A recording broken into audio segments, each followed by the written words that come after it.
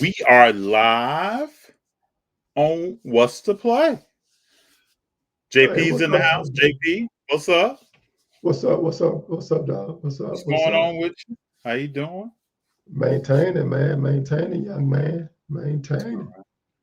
All right, I am doing excellent. That's right. You should be. Excellent. Two All right. educated black men in America. Yeah, it should be. Yes, sir. Yes, sir. That's right.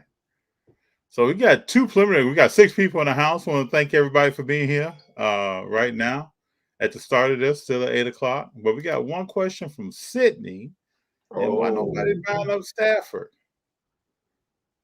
Sydney also came with "Hi, young man." But Sydney, let me get to your question. Why isn't anyone buying up Stafford? So I talked to two collectors this past weekend who both purchased Stafford cards, maybe making playoff plays in the hobby. I don't know, but my gut tells me that one playoff victory doesn't erase years of no playoff success. That might be why some people are staying away. But we'll see what Stafford does. The Rams did more yesterday than I thought they were going to do.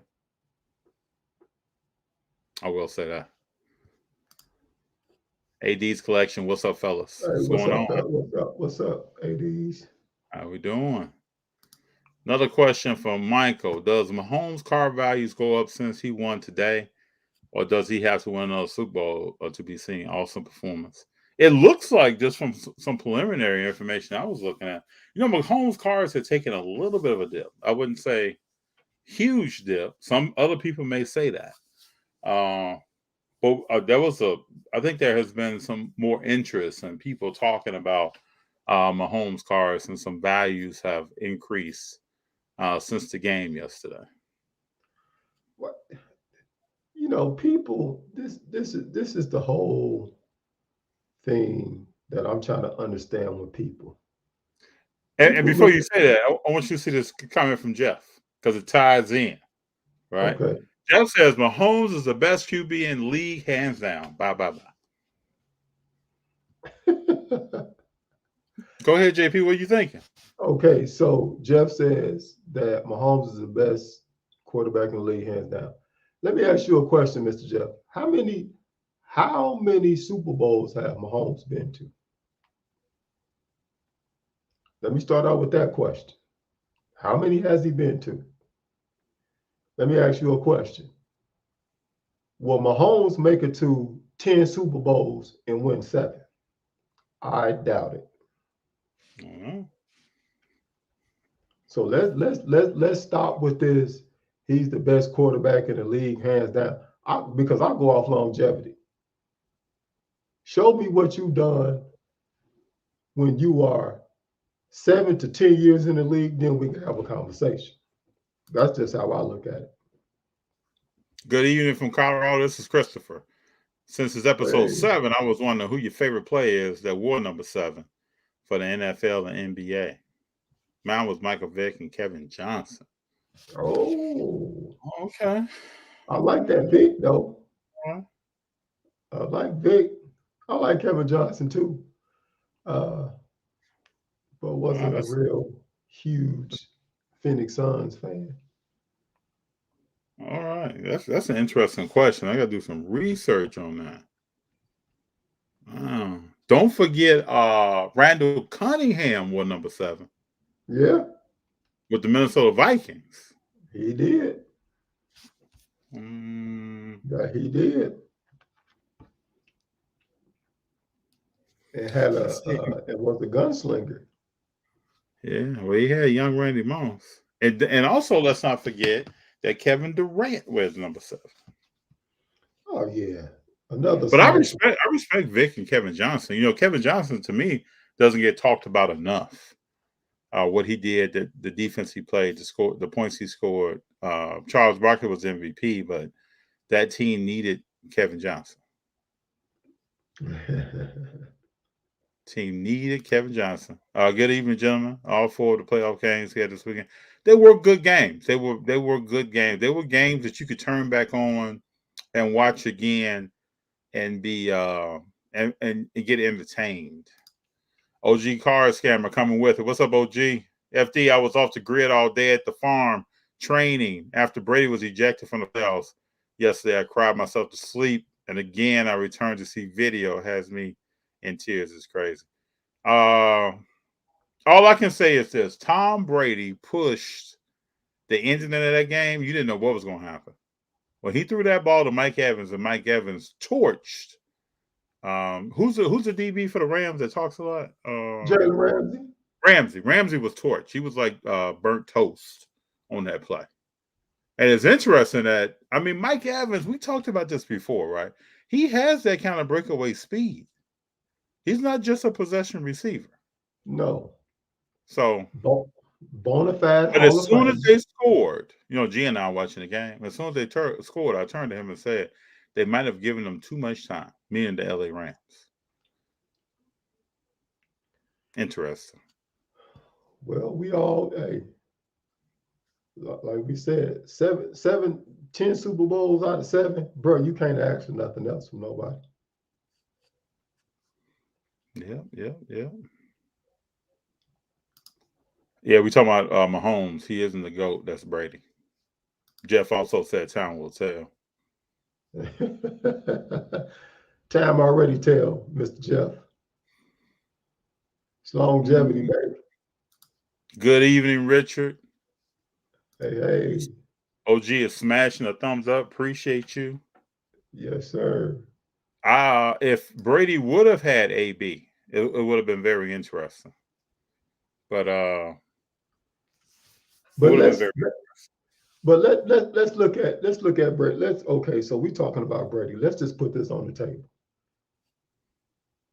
I go back to this question all the time. Name me Hall of Famers that Brady have played with as far as wide receivers. It's really Randy Moss, and there's some possibilities. It could be 15 years from now, 20 years from now, but there's some possibilities. But bona fide, definite first rounder, second round, even third rounder, Randy Moss. There you go. I mean, so could you imagine? Okay, I say this all the time.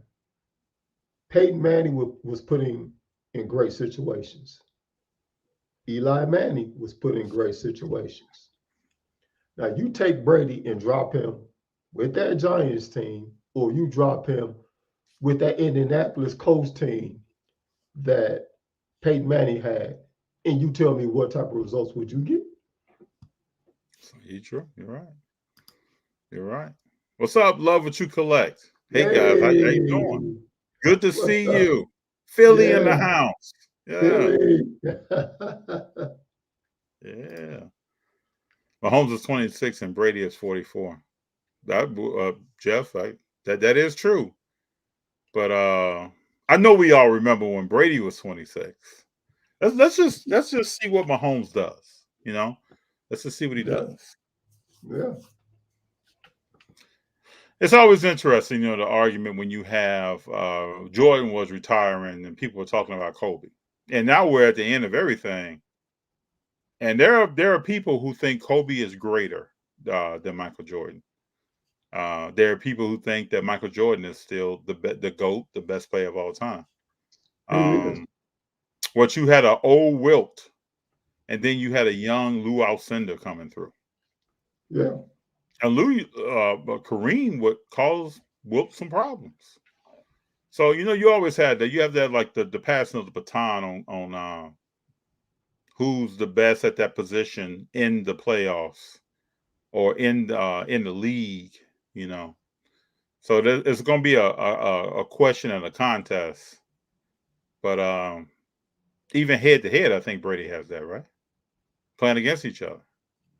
Oh yeah, Mahomes is over Brady's won more games. I mean, come on. He in the AFC Championship, he went up to Arrowhead, and you seen nothing but brake lights driving through the parking lot. Yeah, people leaving, having their post game dinners.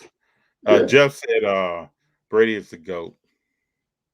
It's just interesting. And when I was coming up, growing up, I thought Joe Montana. There's no one that's going to have more than 4 Super Bowl wins. Absolutely no one at quarterback. And we're talking about a man now who has 7. And been to 10 Super Bowls. 10. So we were talking a little bit before we came on about Brady's statement today. He basically said that, his wife doesn't want to see him getting hurt. And he's going to put his family first when he has thoughts about if he's going to retire or not. And it's going to be a family situation because she doesn't like to see him getting hit. So I think I know I can respect that. I don't know if he has anything else to prove. This year, he led the league in passing. He led the league in touchdowns. Now, some people say, well, the way you throw the ball, you should lead. But do people see where Brady's putting the ball, too, when he throws the ball? Yeah, exactly. He's not just putting it. I thought Matthew Stafford played well yesterday. I mean, he thought he played okay. We'll see what he can do in the next round. It would be interesting to see what he does in another playoff game. I don't know. We'll see.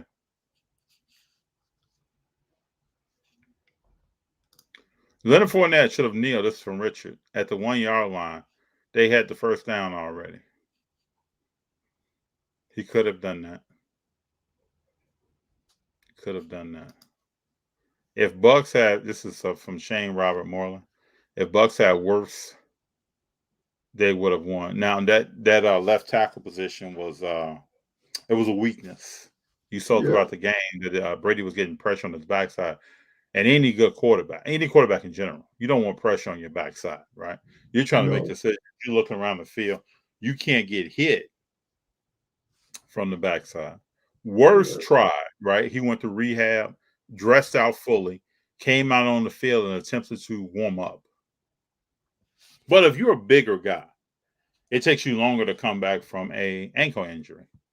Yeah. So I like the fact that he at least tried. He had the best O-line in the league. So athletics for us, he's very athletic. Yeah. He's the reason no one gets the TB12. That's right. Yeah. Right on that, Shane. Right. That's right. All right, let's see here. What up, my fellow Chicago brethren? This is Money Down. Finally able to catch y'all live. Love the show. Hope to meet you both in person. Love to meet you too. Hey, love to meet you too, bro. Yeah. MBM, Money Bound. Yeah. Love to meet you. Money Bound. All right. I love that name too. Yeah, it's a cool name. Yeah, Money Bound. All right, let's see who else we have here. Don't want to miss anybody. Let's see here. 40 years ago, to this day, the 49ers played the Bengals in the Super Bowl. Ooh, you remember that? You remember that Super Bowl? Well, Icky Woods, nobody had success. Nobody had. Woman Esiason looked pedestrian that day. I remember watching that game. No one had success. Oh, man. Wow. It's crazy, right? Yeah. Oh, yeah. I'll build a team around Mahomes, not Brady at 44. Oh, yeah, Jeff. Yeah. Yep. Oh, yeah. Man, give me Brady any day of the week. Any day of the week. You saying 44, 26, 28, 32? It don't matter. It don't. It does. Listen. He was throwing the ball yesterday. Not matter. Now Mahomes did well. After 2 minutes, he had 170 some yards or something. He had a good game. Bro, listen to me. This dude is just like Brett Favre playing backyard football. That's all it is. Now, if we knew if we could still play football the way we played it when Jack Tatum and them played, these dudes will not be running around. Clotheslining people, ripping people's helmets. Football. If you had to play against Deacon Jones and all them dudes, come on, bro. Yeah, Gronk will be a Hall of Fame. It should be a first ballot Hall of Fame. Yeah, I mean, if you look at his body, if you look at what he's. One day I did this, right? I just looked at his playoff stats. Yeah. I didn't even look at what he's done in the regular season. Please go check his playoff stats. It's bananas. It's crazy. It's bananas. Just linking up with Brady, making it happen. Mike Aldridge, I appreciate you. Thank you for the donation. Appreciate Man, you. appreciate you, Mike. All right, we're rolling. Hey, what's up? Shaq was better than Kobe, if you ask me, from Eric. It's just hard for me to compare a two guard to a center. Center, yeah. That's hard for me to do. The expectations on both positions are very different. It's hard for me, but I respect what you're saying there, Eric. Sydney, JP wants that work, baby, paperwork. JP, what's Sydney talking about? I don't know. Sydney, you gotta break this down now, man. Yeah, What's that baby work paperwork? What is that? I'm trying to learn something today, you know? Oh, I know they ain't talking about the looks. What is it? I don't know what he's talking about. I love to know. We got that emoji crying though. I gotta find out what that's all about. Richard Perez, Michael Jordan was a two-way players play better defense than Kobe. Now, you know, in my opinion, right, there's no comparison between Michael Jordan and Kobe Bryant. There's no comparison between Michael Jordan and LeBron James. Nope. And what I love is that, you know, we all have the opportunity due to technology that we all have the opportunity to watch them play. I mean, you can watch full games. If you grew up later, you didn't see Mike playing with the Bulls, and you came after that, just go watch it. Yeah. And no one ever gives a stat of how many games Mike Jordan set out the fourth quarter. Yeah. It was just sitting there, especially in that season that they won 72 games. Mike didn't play a lot of fourth quarters that season. No. And now we have players who are the whole time the game is going on, they're in the game. They're in that game. Load management wasn't even a conversation back in the day. And you had guys sitting out the fourth quarter or playing half the fourth, and then the rest of the game, they're relaxing. Yeah. But no one used the term load management. I guess you could say Michael Jordan was load managing himself. Yeah. But he made sure that game was out of hand before he went and sat down. Yeah. Along with Pip, along with Rodman, all of them dudes. Yeah, he was the first player to globalize the game, that's Jonathan. He's definitely the GOAT. Yeah. And you were talking about somebody that never played in a game 7. That to me personally never had any weaknesses in his game. This person also stepped away from MJ stepped away from the game for a couple of years now, which means that Kobe and LeBron had a chance to win championships and to also catch Mike in a lot of categories, right? They had that opportunity, but they didn't capitalize on it. I like this one right here from Sydney. Brady won't leave on that note. Stafford's barbecue chicken now. Oh, yeah. That's the same thing I thought watching the game. And I think I even said to someone, I don't see Brady leaving like that. But I could be wrong. The way his fire is lit, I don't think so. Now, what he's going to do, probably what he already did this morning when he woke up, he probably placed a phone call. And he said, he may have said, hey, you know, we got to get some people around me. Oh, yeah. Now, that call was probably placed this morning. I need some people around me. Oh, yeah. So. Oh, yes. Yeah, we got to go out and bring some weapons in. Let me tell you something. This guy sitting behind me, my cousin, used to tell me stories about Mr. Brady and how he got down. Hey, right now, this dude is doing some form of TB12 training, some form of a regiment that's going on. You think he was at home today like this? No way. Flipping the remote? Yeah, let me see what's on Sports Center. You know, let me turn over to Fox and see what Skip and them saying about me. No, I don't think.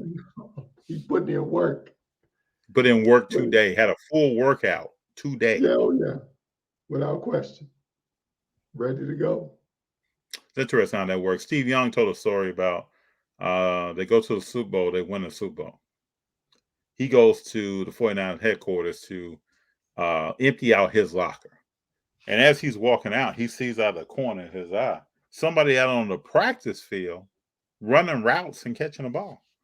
So he says he goes out back, and when he stepped out there, he realized that was Jerry Rice with just a helmet on. He had someone throwing him balls, and he was running routes and catching them. Day after the Super Bowl. Listen, when you speak about greatness, these are the names that automatically come up. When you start talking The about upper greatness, echelon of athlete. yeah, What we're talking about. MJ, Brady. Settle at nothing. Yeah. No settling. Jerry Rice. These people are, you won't catch them out on no club. Mm-mm. Oh no. Mm-mm. No way. You know, we talked the other day. I'll tell everybody this story. I think people probably have already seen it. I'm not the originator of it. But Jalen Rose told a story about how he's sitting with Kobe one day. You know, him and Kobe were pretty good friends, if you don't know. He's sitting with Kobe, and Dwight Howard calls Kobe up. This is when Dwight Howard was coming to the Lakers. And so Kobe picks up the phone, talking to him. And Dwight starts asking him questions about, hey, man, you know, what's the scene like out in L.A.? Basically, what are the clubs like? What does the Hollywood feel like? And Jalen said he's sitting there and he sees Kobe's face just, you know, just changing as the conversation is going on. So as soon as Kobe hangs up the phone, he tells Jalen that this is not going to work. I'm paraphrasing a little bit because Kobe will rip quick. This is not going to work. And then Jalen said, what's up? He said, man, this dude's on the phone asking me about what's the club life, what's the Hollywood scene like. He said, I'm trying to get this guy a championship. It's really all about mindset. If you worked with somebody on something, or if you've had a school project, or if you all tried to build something together, or do anything, it's really about mindset. How you looking at the thing when you first enter into it? It's probably going to determine the outcome of what you're working on. Yeah, most definitely. I love this comment by Hero 3. I don't know. Larry Bird and Zeke gave Jordan all he could handle. Imagine a healthy Zeke and Grant Hill. I don't think it's a straight wash. Are we talking about greatness right now? I just want to make sure. What are we talking about, Hero 3? You got to come back and let me know. What are we talking about right now? Are we talking about greatness? Or are we talking about, man, what could have happened if? Because they're two different things. Larry Bird, yes, right? If he would have not had back issues, not had back surgery, because we all know he was on the dream team out of respect, right? He didn't really play in too many games there. And if he did play, his minutes was low because he had a bad back. But, you know, Zeke, come on, Hero 3. I don't know about Zeke now. I'm not talking about greatness. Because if you say Zeke is great, I respect it. But then I'll ask you, where is he at on the all-time point guard list in your book? I'm talking about right now, just so we're all clear, I'm talking about upper echelon players. Not just a player who may have won a championship or two, but a player who came in and changed the game. We talk about Brady. We talk about Muhammad Ali.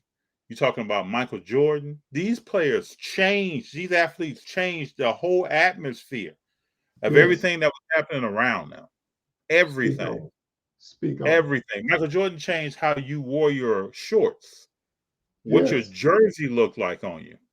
When you talk about compression sleeves and stuff like that, Michael Jordan brought that to the game. Please don't think that LeBron and Dwayne Wade and Chris Bosh, no, they were kids at home watching the greatest basketball player of all time. I was like, man, you know, I can't wait till I get there. LeBron didn't come in and say, I want to be number 14. I want to be number 21. or want to be number 42. He wanted to be 23 for a reason. 23. Because of what he saw growing up in Akron and it being that close to Chicago. Chicago. Yeah. That's what it Throwing was. powder in the air. Yeah. Yeah. Throwing powder in the air, wearing his sleeve. Yeah, all that. I mean, if you look at Kobe, hey, Hero 3, look at this right here. Kobe was a mirror of Michael Jordan. He wanted to be Michael Jordan so bad that this dude would call Mike in the middle of the night to ask him questions. And Michael well, his teammates also reported that he would be in the locker room just watching film on Mike. Yeah, studying tapes. Pre-cut film, so it only showed Mike. Like he wasn't just Kerr, Stockton. I don't want to see it. Pip, and I don't see it. No, it was just Mike Jordan film. Yeah, and I had a friend that played on the Lakers with Kobe that actually told me that story.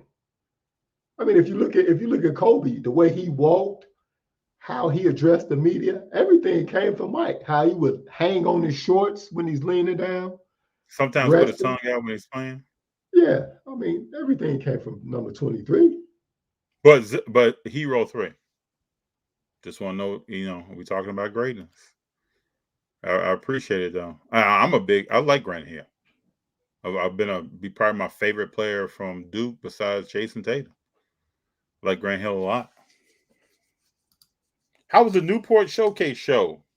It was a good show. Good show, good atmosphere. Ran by good people. If you haven't been, please go.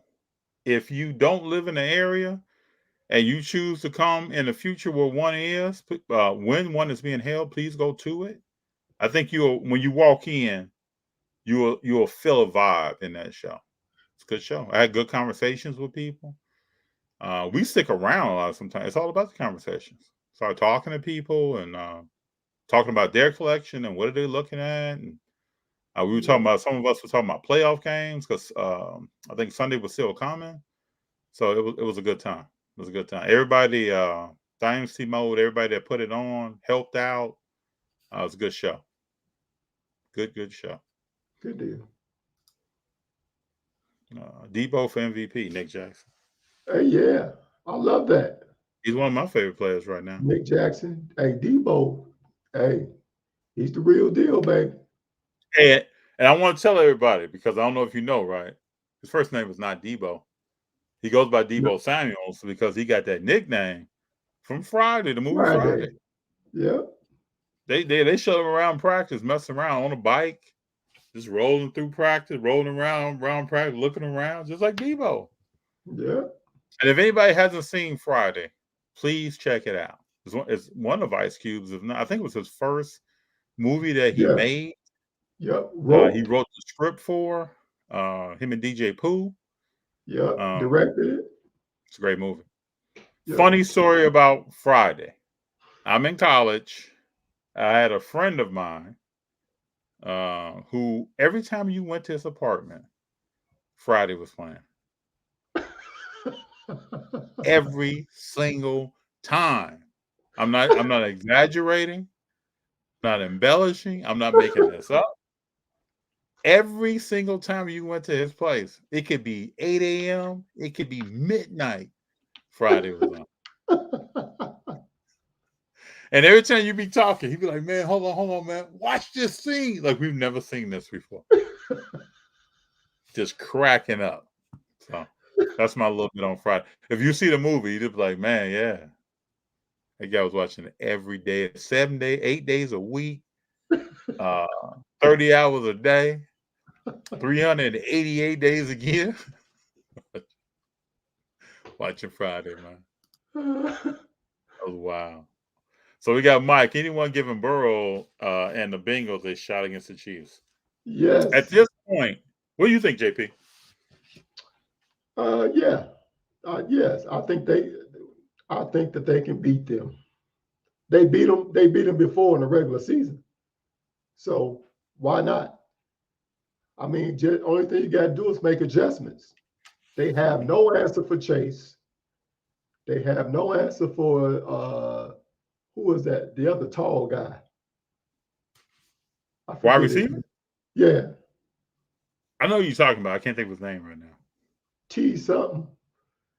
But I know yeah, you're talking about. yeah, dude, they have no answer. They listen. They have no answer for these dudes. If Burrow can deliver what he needs to deliver and run when he needs to run, make his check downs and do whatever he got to do, he can beat these dudes. We've seen it happen already in the regular season. To me, the biggest thing, the Bengals have to get him some protection, right? He got sacked, a hit, knocked down 9 times in the last game. That can't happen again. No. Now, if you want to No. win, if you want to do something. But at this point of the season, every team that's in the playoffs, we got 4 teams left. Any one of these teams can be Super Bowl champ. It's going to be all Yeah. about matchup, what's going on, who gets to the Super Bowl. Kansas City's biggest weakness is the run. Can the Bengals run the ball? Yeah. Yeah, they can. So we'll see. We will see. So let me say this. Let me look at this. Atlanta made a mistake trading Brett Favre. Imagine Favre with those weapons the Falcons had in the 90s. Well, Glanville didn't think much of Brett Favre. Well documented. He never wanted to play Favre. Didn't think much of him at all. So. Well, I mean, you got to look at Steve Mariucci was the same way. He didn't think very much of Favre. Didn't want to draft Brady. He didn't like Brady at all, right? That's what they talked about. Yeah, I mean, he didn't like Brady at all. He liked what's that dude named Kamazi? Mm-hmm. Yep, drafted Kamazi. Come on, man. Where's Kamazi at right now? Somewhere doing his own thing. Yeah. He was a great quarterback, though. Like, when you look at height, weight, mobility, they said the thing on him was when he walked out in that atmosphere, that was too much for him. But JP, we played on another level, right? But you played with some people who were better in practice than in the game. Yeah, a few.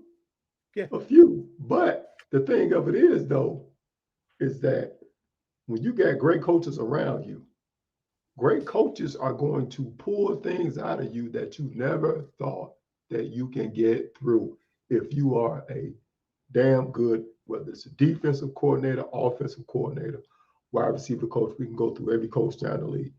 Those coaches are going to get something from you. Well, the word on this guy is that when he came out, that roar of the crowd and the media talking about him was too much for him. Yeah. And I've met people like that. I've seen people like that. It can be a lot. So I always tell people, though, if you at work and you have somebody standing over your shoulder and be like, man, that's how you type. You can only type 40 words a minute. Everywhere you went, you heard about that. Man, this is how you present. This is how you present slides. There in the corner. Man, this is how JP presents slides, right? And they were constantly doing that. A person might be like shocked. Like, wow, really? And some players come out like, we can talk about like a Tom Brady, or you can name a whole bunch of other people. They thrive on that. Like, you talking? I'm the same you really way. Talking right now? Okay. Nobody cares about you talking. So. Yeah, I'm the same way, bro. Yeah. I love it when they talk. That just gives me more energy. Yeah, love that. Love that. Lee, do you think NFL should change overtime rules after Bills was not allowed a chance to touch the ball on offense? I would say leave it the same. Yeah, I'm always a person that's like, we know the rules, right? That coin toss is significant in going into overtime. Yeah. It's a crazy stat on the percentage of teams that win the game who win that coin toss. Yeah. So if you know the rules, if it's a rule that I did not like, is the rule yesterday when Mike Evans got hit. Yeah, I didn't quite Yeah. understand that. That rule I did not understand, and I don't whatever. I mean, it's crazy. Oh, we got TB12 collection. It's Tom Collection. Brady, greatest icon in history of sports. Okay. Yeah. To me, he number one with him and MJ and Muhammad Ali, the greatest, hands They're different. down. They're different. You know what I really appreciate, I want everybody to pay attention to. Yesterday when Tom Brady lost the game, what did he do? Yes. Let's all focus on this right now. What did he do when he lost the game? Yeah. He got up off the bench. He grabbed his helmet. He went out on that field and shook hands. He gave people hugs. Now, he may have had a disappointment expression on his face. He talked to people, congratulated them on their next round, went out like a champ. But you're talking about greatness, though. Mm-hmm. Didn't run to a lot. Talking about Zeke. Let me tell people now. Let me just tell people this. And JP, you know I where I'm knew about to you go? was going there. You know where I'm about to go with this. When the Bulls put the Detroit Pistons out of the playoffs, where did Zeke go? Hold on, let me find my person talking about Zeke. Let me make sure we get this. You talking about He wrote 3. When the Bulls put the Pistons out, and the Bulls were in 91, about to go beat the Lakers and win.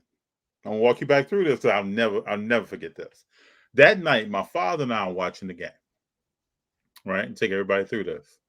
And the game is over with, and we're like, we're cheering and we're excited. Bulls finally got over this hump, right?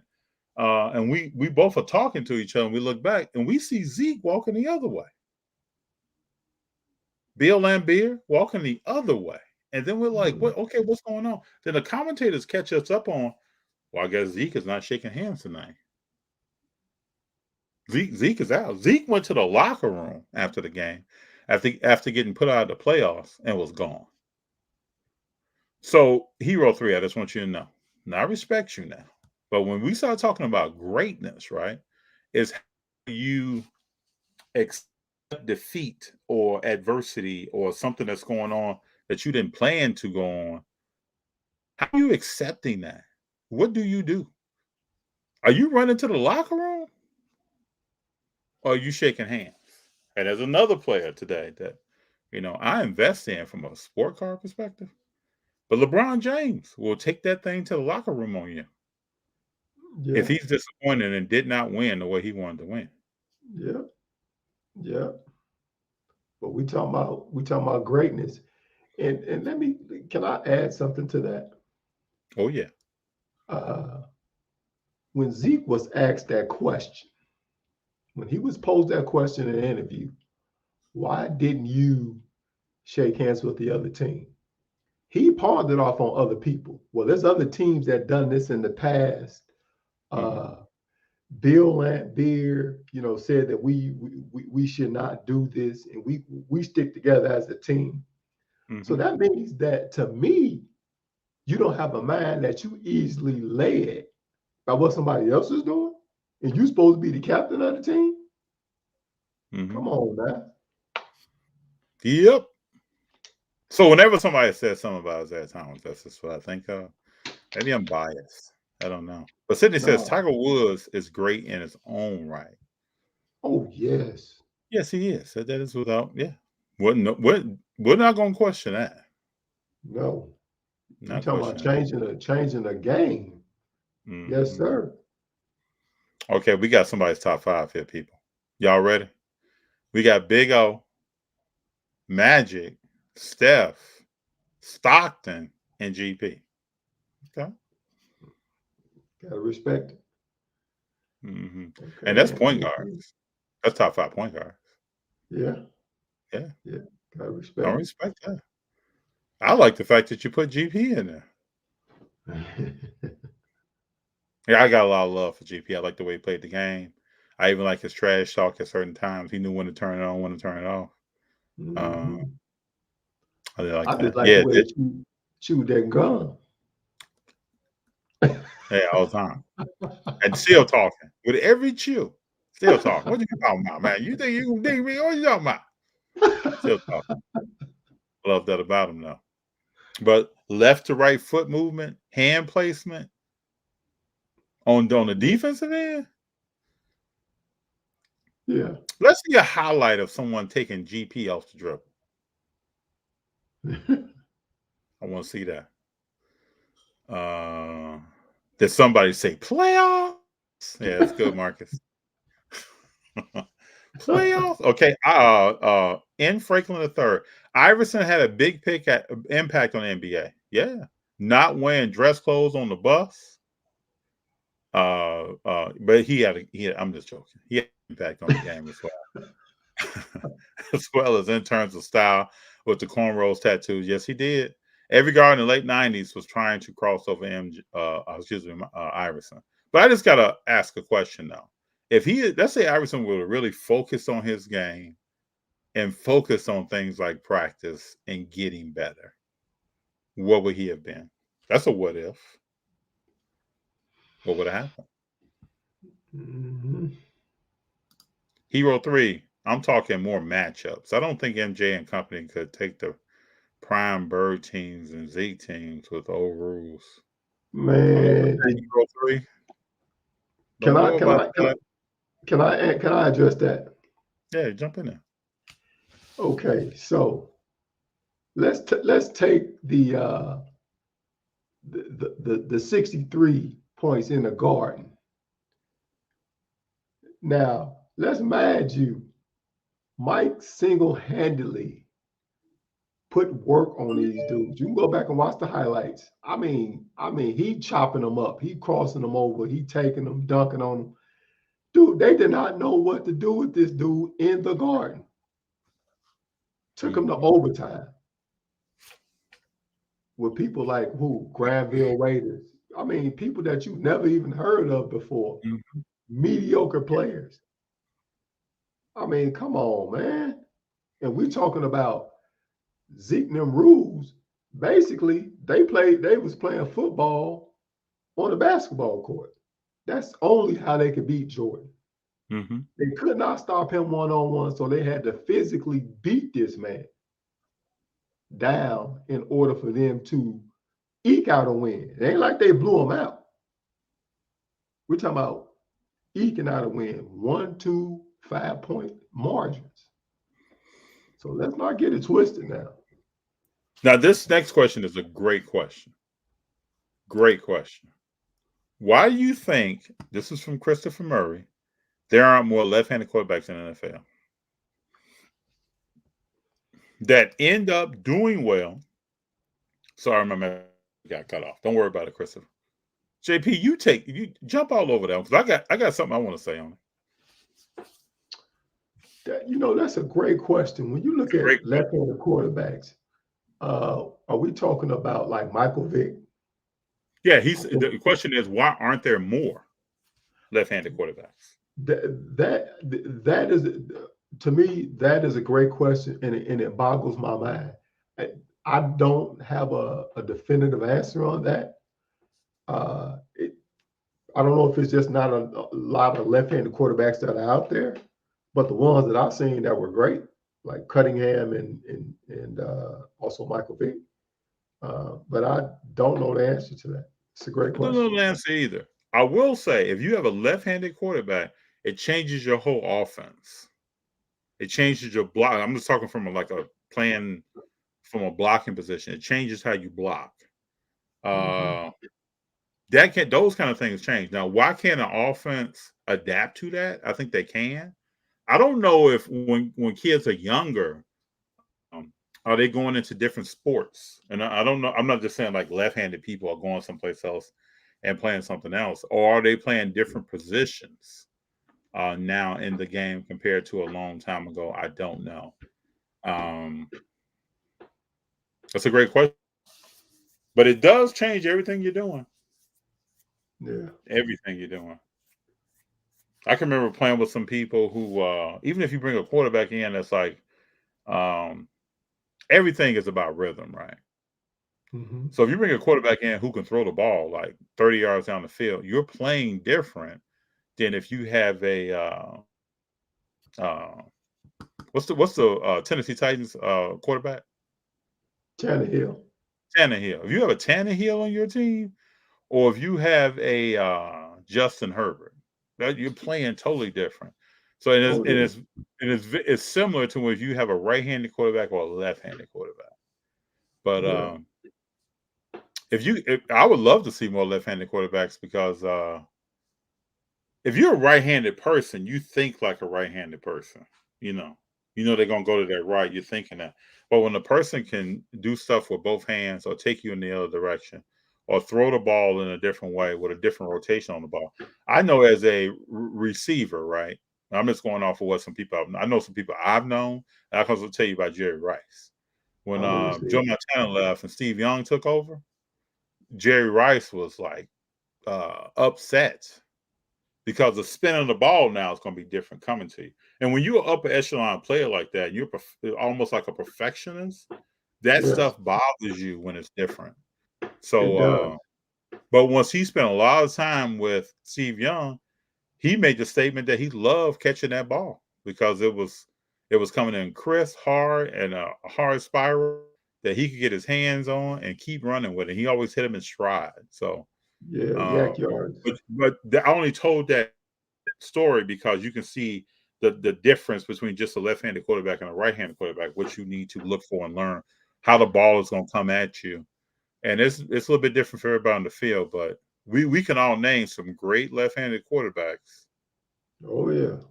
So be good to see. S. Donovan, T. Higgins. Yeah, Made, there we go. T. Higgins. mm-hmm, Yes, for Cincinnati. He is a mm-hmm, problem. mm-hmm. He is a problem.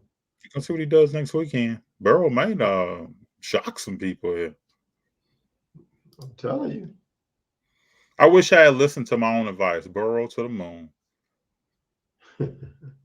I got lucky. I walked into a sport card shop and I picked up a Burrow card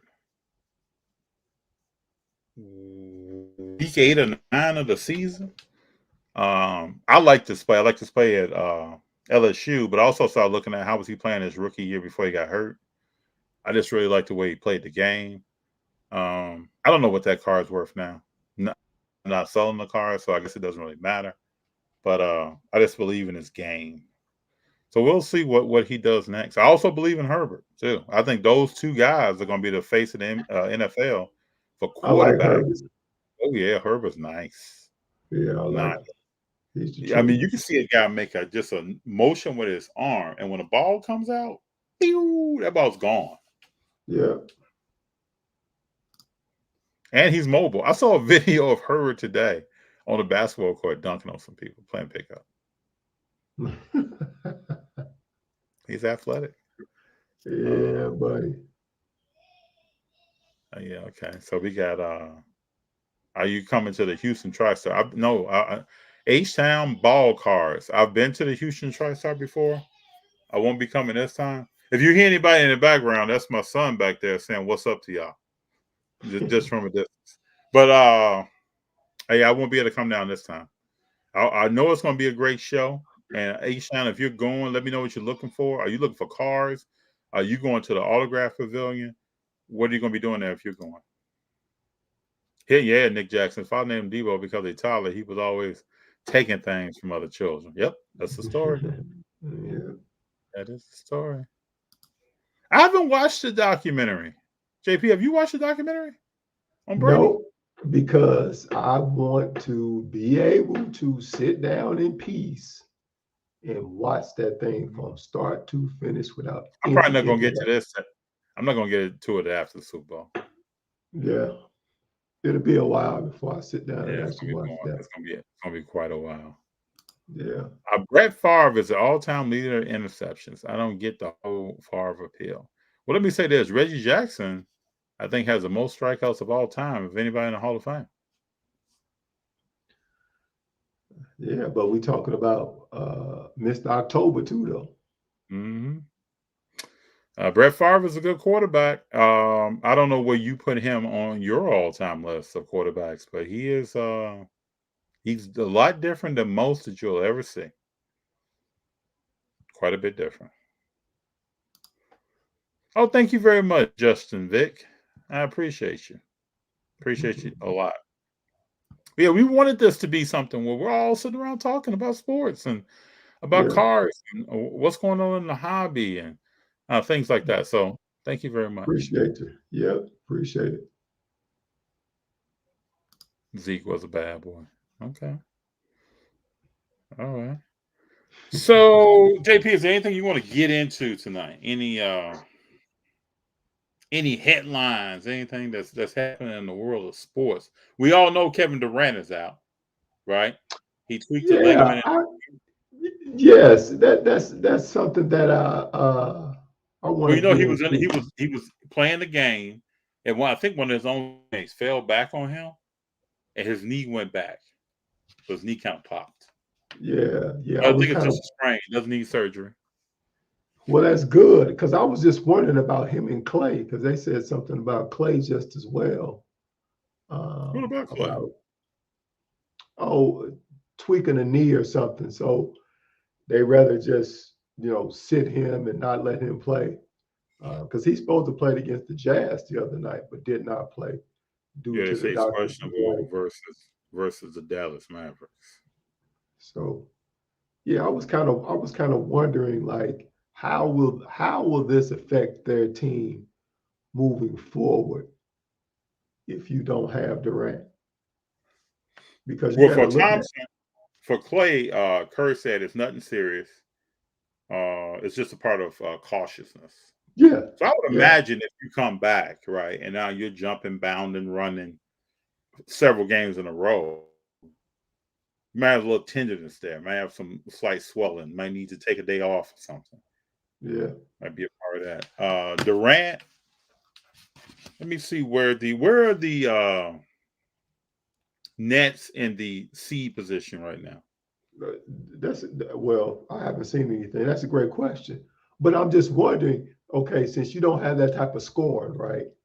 Mm-hmm. And Kyrie is only playing, is he playing home games and not away games? He's playing away games and not home games. Okay, so how does that, you know what I'm saying? It's like, how does that mesh with the team? And then, you have James Harden too. So it's like, you don't have your top leading scorer, your assassin. Mm-hmm. Kyrie's only limited to certain games. Now the pressure's all on James Harden, which I know he can handle that, but this is a critical part of the season right here, right now. Well, right now the Nets are 29-17. They're half a game back out of first place. They in the third seed. It's the Heat, the Bulls, the Nets, the Bucks, the Cavaliers is number 5. I mean, I So don't, I mean, when you have Kevin Durant, you get to the playoffs, top 5, 6 seed, you can do some damage. yeah, Probably really, but you can do some damage, have some team success to get you in that high of a seed. I just wonder, like you said, by the time we get to the playoffs, if Kyrie is still playing away games, what does that do to them overall? What's the chemistry, right? yeah, yeah, most We've never definitely. seen anything like that before. It's kind of unprecedented, so it'd be Yeah. interesting to see. Yeah, and then the just the whole nucleus of the team, like as far as their mindset, because you know how it is on a team. We both play football, basketball. When you start, when you don't have somebody that's there, you used to playing in a certain rhythm, right? Mm-hmm. So when this person comes back, now it's like your mindset has to shift. You know, Players that normally play this position are now going to have to sit. How are they going to take to the role of, okay, this guy's not vaccinated, but he's playing with us? You know, I think their mindset is, how will this affect us if we go to the playoffs Yep. or if we make it to the playoffs? You have to, those are the things you have to think about as a franchise, as a coach, getting everybody to still buy in to the system that, we're a great playoff team with or without this person. All right, let me see if I can get something working here. Somebody made a statement here. gonna try this for the first time. So we got Nick Jackson said GP is my favorite player, but Jason Williams shook him out of his shoes. So let me see this. Let's see if we can do this. Hold on here. Oh, that's not it. Hold on, JP. Let's see here. I found a video of this that I wanted to play. I already knew you. Let's see if I can.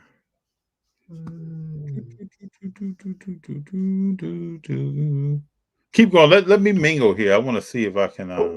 Go ahead. Because GP, to me, GP, as far as his defense, this dude did not take plays off like you see some of today's players. What I mean by taking off is they'll play one end of the floor. You may have some guys that may play the offensive end, but they're not playing the defensive end.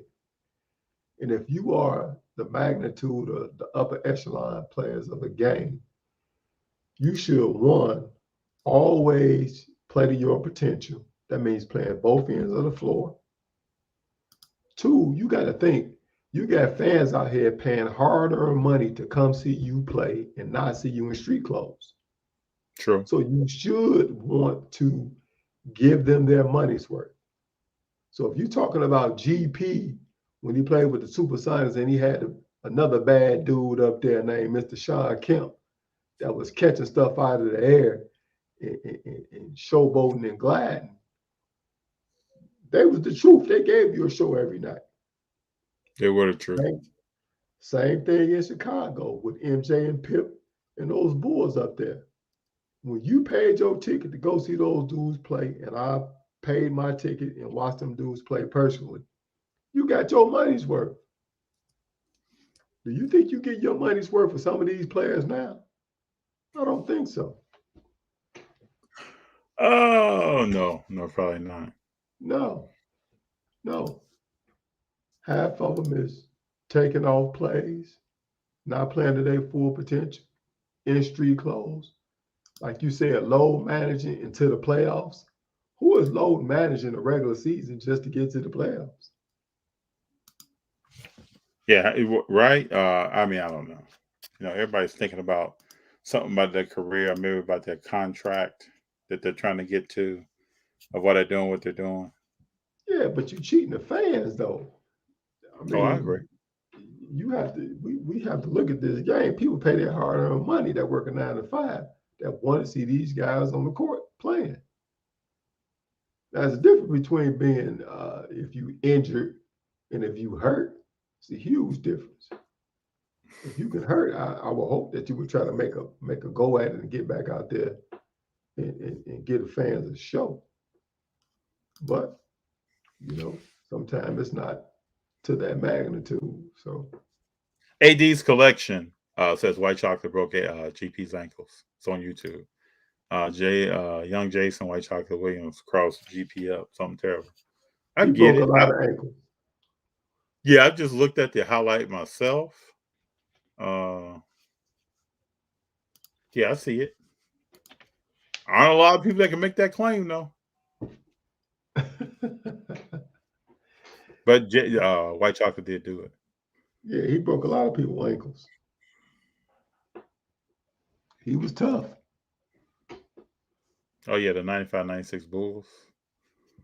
Yep, most definitely. Even though they said Bills, but they meant Bulls. Yeah, we knew. Cowboys fan trading cards. MJ was dominant on both hands of the ball. Holla at me when LeBron wins a defensive player of the year. It's not happening. No, seriously, people. We got 35 up in here right now. We all know that's not happening. I love this. I love this answer right here from Cowboys fan trading cards. I love it. That is a great point. Is it really a focus of a player today to win defensive player of the year?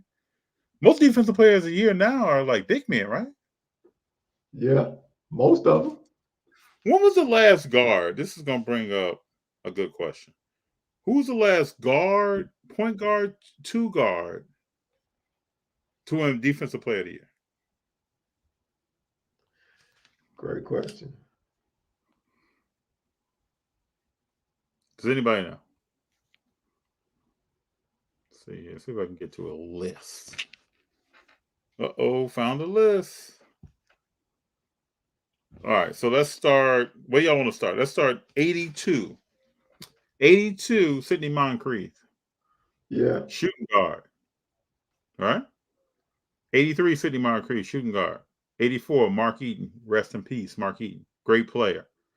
85, Alvin Robinson, shooting guard. 86, Michael Cooper, shooting guard. 87, Mike Jordan. 88, Mark Eaton again, center. 89, Dennis Rodman, power forward. 90, Dennis Rodman, power forward. 91, David Robinson was at center. 93, Akeem Olajuwon. 94, Dikembe Mutombo. GP, 95 point. 95 with the Heat. 95, yeah. All right, people. Dikembe Mutombo in 96, 97, center. Lonzo Mourning, 98, 99, center. 2000, Dikembe came back. Then we got Ben Wallace, 2001, 2002, 2004, 2005. 4 out of 5 years. Ron Artest, small forward, 2003. Marcus Camby, center, 2006, 2007. Kevin Garnett, 2008, 2009, and 2010. Dwight Howard, but he's not top 75 all time in the NBA. Nope. 2011, Tyson Chandler, also center. 2012, Marcus Gasol. 2013, Joakim Noah, playing center. 2014, small forward, Kawhi Leonard. 2015, Kawhi Leonard. 2016, Draymond Green, power forward.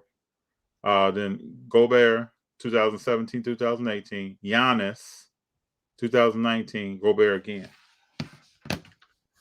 This has not been a two-guard, point guard award.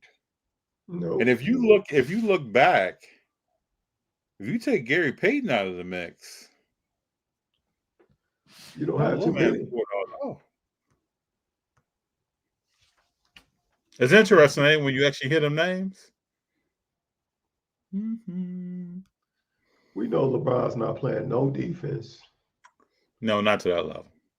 No. I don't think he wants to lower his points per game and other stats to play defense. Well, you know why he's stat. Let's put it all on the table. We know why this dude is stat stuffing.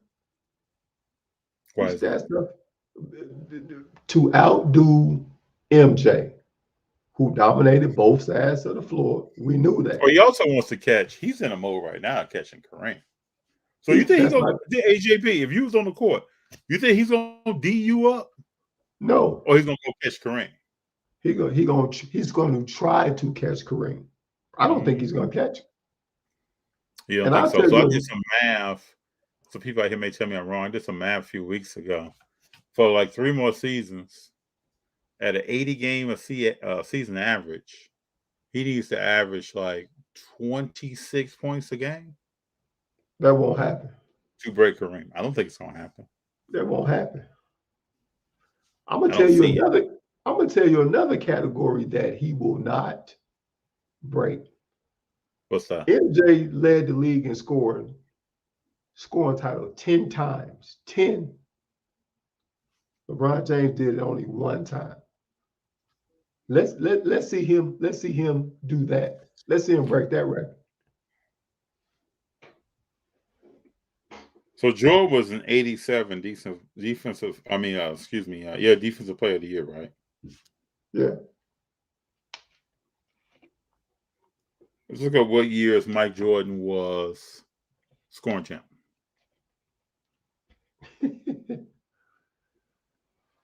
It's in the 80s, baby. It's in the 80s. 80s and the 90s. Interesting. Hold on here. Let me make sure I get this right from the people. There are things that come up that sometimes I don't even I don't think about. Hold on here. I could probably tell you who some of the coaches were. Doug Collins was probably coaching then. We said 87, right? Yeah. Ain't that a shame, bro? Now, people, think about this. Woo, baby. When you think about this, in 1987, Michael Jordan was Defensive Player of the Year and the scoring champ in the same year. Come on. I can't even.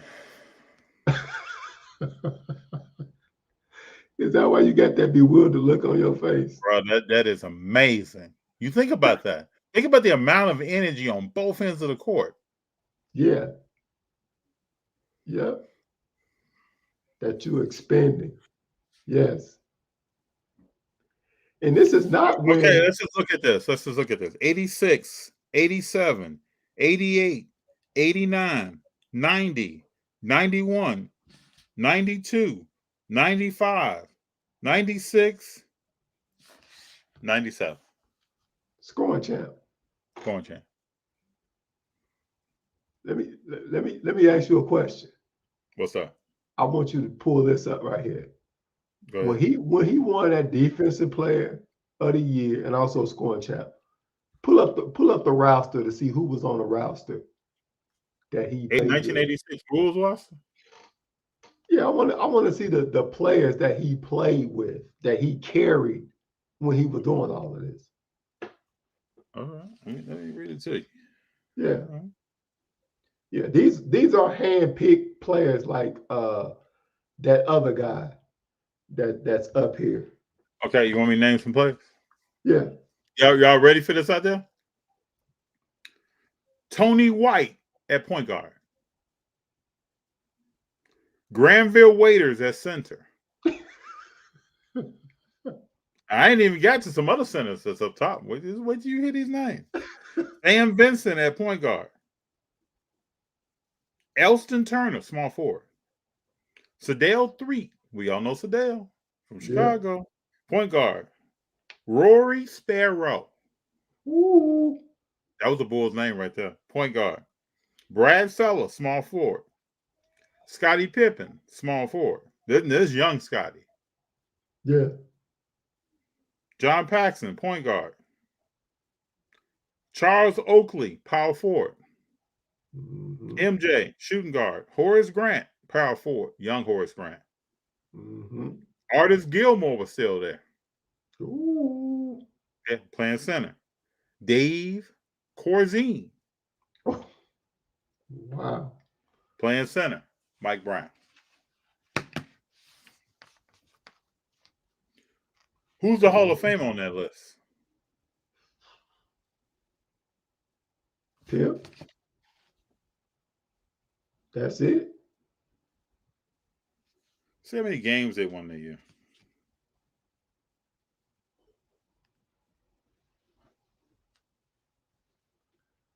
$50 wins, 32 losses.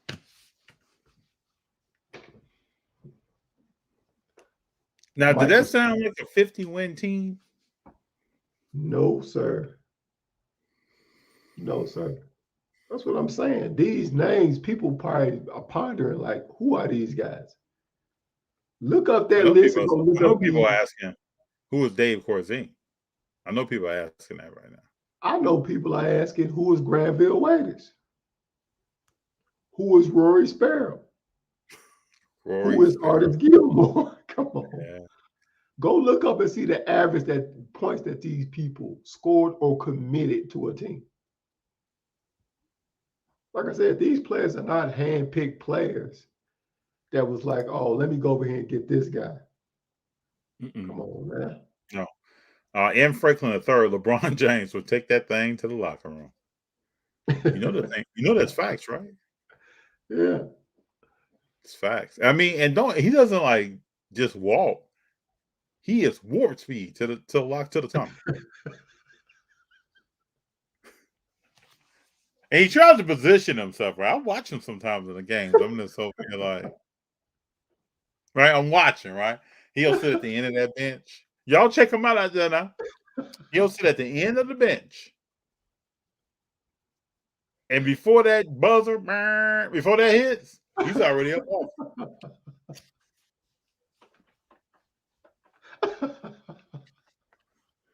LeBron, come on, man.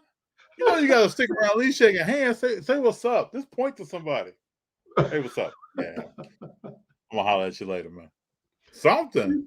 You know he's not doing that, man. No, man. He's not doing that. No Then he starts way. looking around. He starts looking around at his team. You ever see LeBron do that in the game? Oh, yeah. He starts looking around at people. That means you're not going to be here too much longer. You're on borrowed time. Oh, yeah. Or he walking up the sideline like he a coach. Mm-hmm. Talking important. Yeah.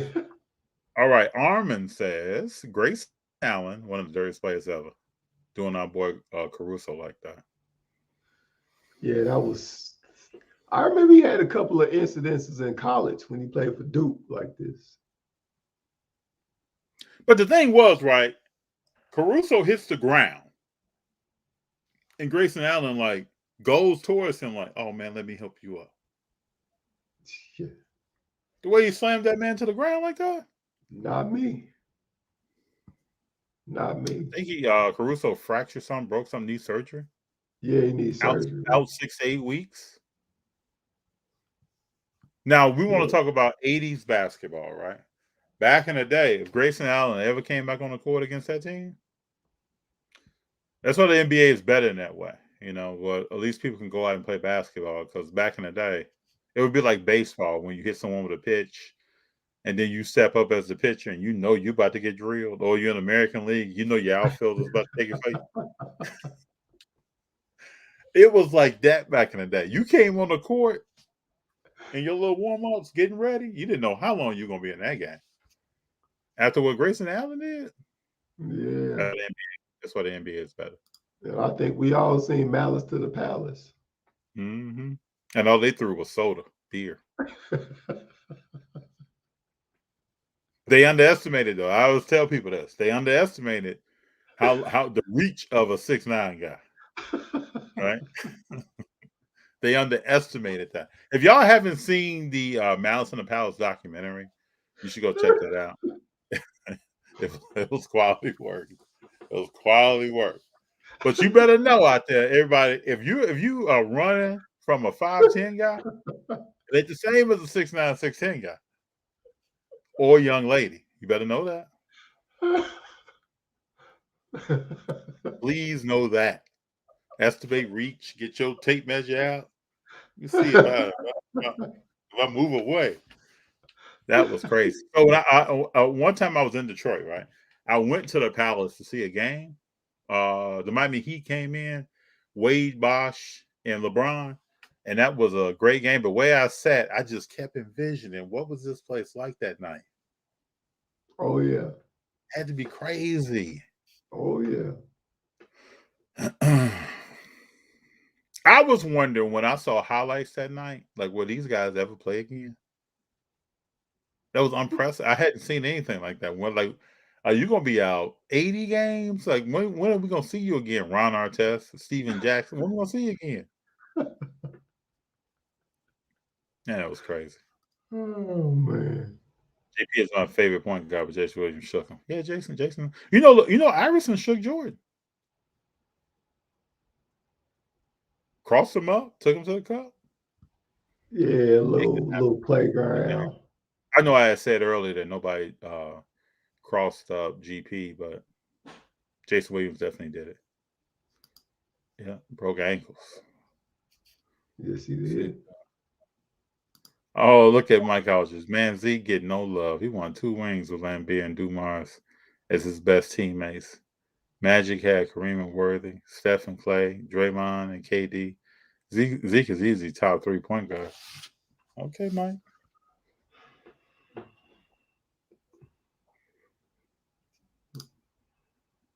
Cowboys fan trading cards. MJ was dominant on both sides of the ball. We talked about this. Yeah, we seen that. Steve Young, best left, and Vic number 2. Definitely Vic. What was Fran Tarkenton? Was he right-handed or left-handed? That's a good question. Because whenever I think of Steve Young, me personally, I think of Fran Tarkenton. To me, they played the game. I'm trying to think. Was Steve McNair left-handed? Steve McNair was left-handed.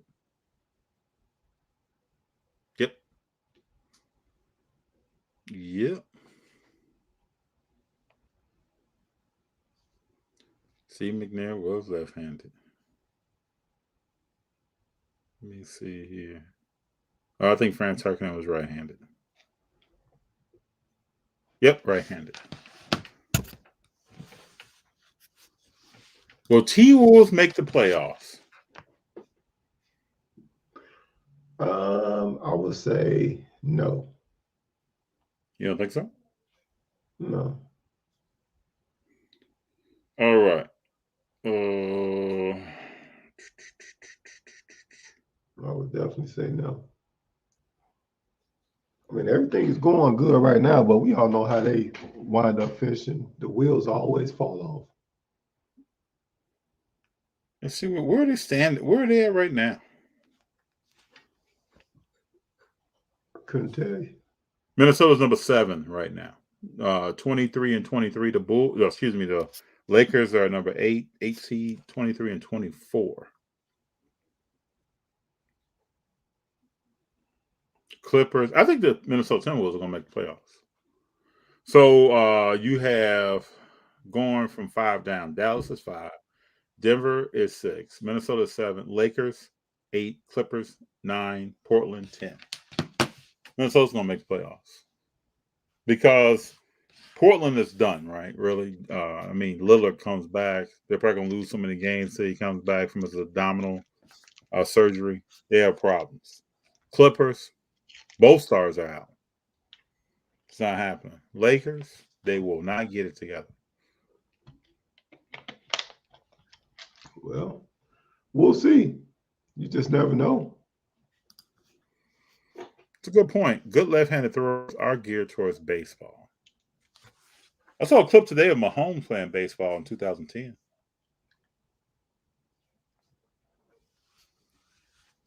Yeah, I think his dad played. Yeah, his dad played Minnesota Twins.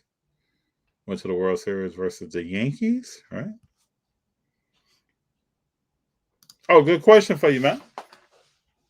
Does JP collect cards too? Hero 3. Also, FT, what's your best LeBron card? Go ahead, JP. Yes, I am an avid collector of cards. I know I don't talk about my collection as much. I got a few in the collection there on my own PC. So yes, I am a collector of cards and JP autographs. is humble. JP is humble, right? He collects some darn good cards. Oh, I'm serious. Please don't think in the hobby because somebody is not like, I don't say a lot about the cards that I collect. I really don't. Please don't think that because someone is not talking, a lot about cards, they don't have great collections. I've even bumped into people here in LA. Splendid collections. You're not going to hear too much about them. Nope, not at all. Yeah, but okay, what's my best LeBron card? Topps Chrome 2003. I used to be a huge LeBron fan, right? When he came out, LeBron and Carmelo Anthony. I used to be a big fan of both of those players. Not me. I'm sorry. No, you weren't. No, you weren't. I remember that. No, you weren't. But and I still like LeBron from a collectability standpoint and I was a big LeBron James fan when the year they played Golden State and Draymond Green got suspended. JP and I were talking about that every night back then, watching Man. games and talking about them. I was a big fan then when he came down and blocked Iggy's shot attempt. I was a big fan of all that. So let me ask you a question about that game. Mhm. Name me one person in NBA history that was suspended in Game 7 in the NBA Finals. Was it a Game 7? I thought he was suspended Game 5 or 6. Was it Game 7? I think it was. Yes, I've never seen that happen. I don't think in my lifetime. I haven't seen that. Yeah. I haven't seen it. And let's remember now, the big man Bogan got hurt. See? Yeah, he did. That all changed once Bogan got out of the middle. You had a Iggy with a bad back. I'm not making no excuses, but these are the events that happen. Draymond gets suspended. And yeah. So of course that other guy won that time. Should have. They almost had coaches playing, right? So let me say this. Everybody out there, if you went to a show this past weekend, chime in, let me know how it was a sports car show. Or if you went to any collectible event, whatever it may be. I don't care what it is. It could be comic books. It could be Marvel cards. Whatever you collect. It could be crystal figurines. I know people personally that collect those. Whatever you collect. Chime in, let me know. Each time that we're on What's to Play, let me know who went, how was the experience, and what did you pick up if you want to share it. If you don't want to share it and you want to slide that thing into your PC, don't have any issues with it. S. Donovan. Oh, yeah. Okay. This is the one I saw. C. Weber by Tucson. C. Weber was unlucky early in his career and with injuries and establishing cohesive team chemistry. Yeah, C. Webb is. I loved him I really liked him with Golden State. I mean, I liked him with the Sacramento Kings too, but I really liked him with Golden State. Yes, I think C. Webb was way undervalued when he put that thing behind his back and dunked. Come on, bro. You know what was funny? Most people don't know that move.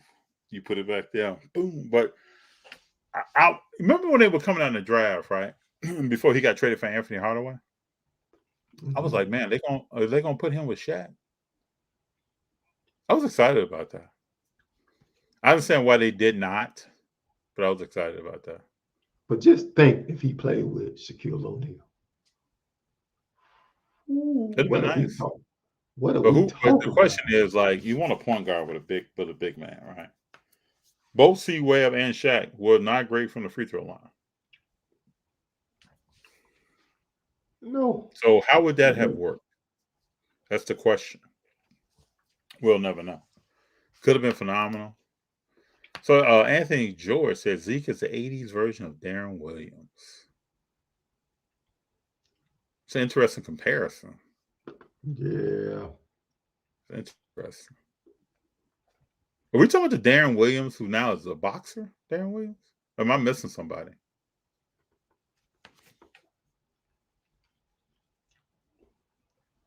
The Darren Williams with Utah was nice. Yeah, that's the Darren Williams now. That's the boxer, right? Yeah. For Frank Gore.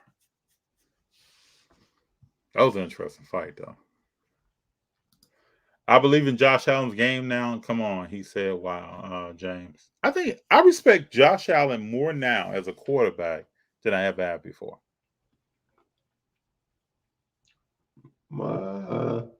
With me, nah, I gotta see more out of him. I just never really took to him. I mean, I thought that he could rise up to be that potential guy, but he still needs to show me more that you can win big games. I mean, you okay, you had a great season, but you get to people like Kansas City, you should have beat them. Should have beat them. Yeah, Hero 3 talking about LeBron walking. It's funny. Man. Watch the next time you watch a game. You're going to see him on the edge of that bench. Then you're going to see him get up and just start walking. Watch it, Hero 3. I'm telling you, you're going to be laughing in your living room. Wow. That does happen. All right, JP, what's your top 5 active wide receivers in the NFL today? Active? Active. I would definitely oh man.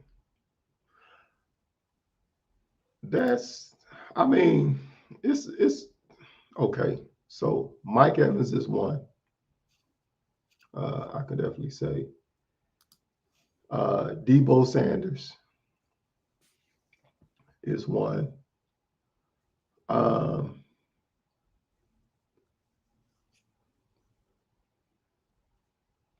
What's man? I would say Julio Jones.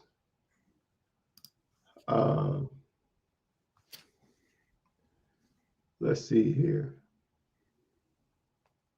What about AJ? Did you say AJ? No, I would say Jamar Chase and Jefferson.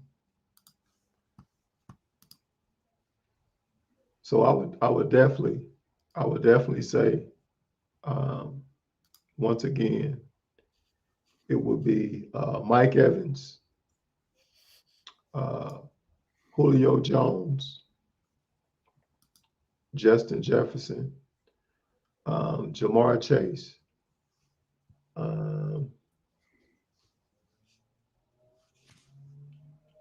JP, you checking this out? Yeah, I'm checking it out. Let's go, people. Let's see this in action.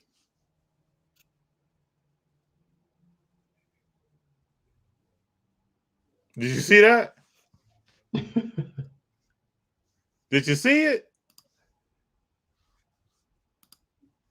Yeah, I've seen it a little bit. It went down. It happened. Yeah. Mm-hmm. That transition crossover too, wasn't it? Yeah. But those will be my my top 5 dudes.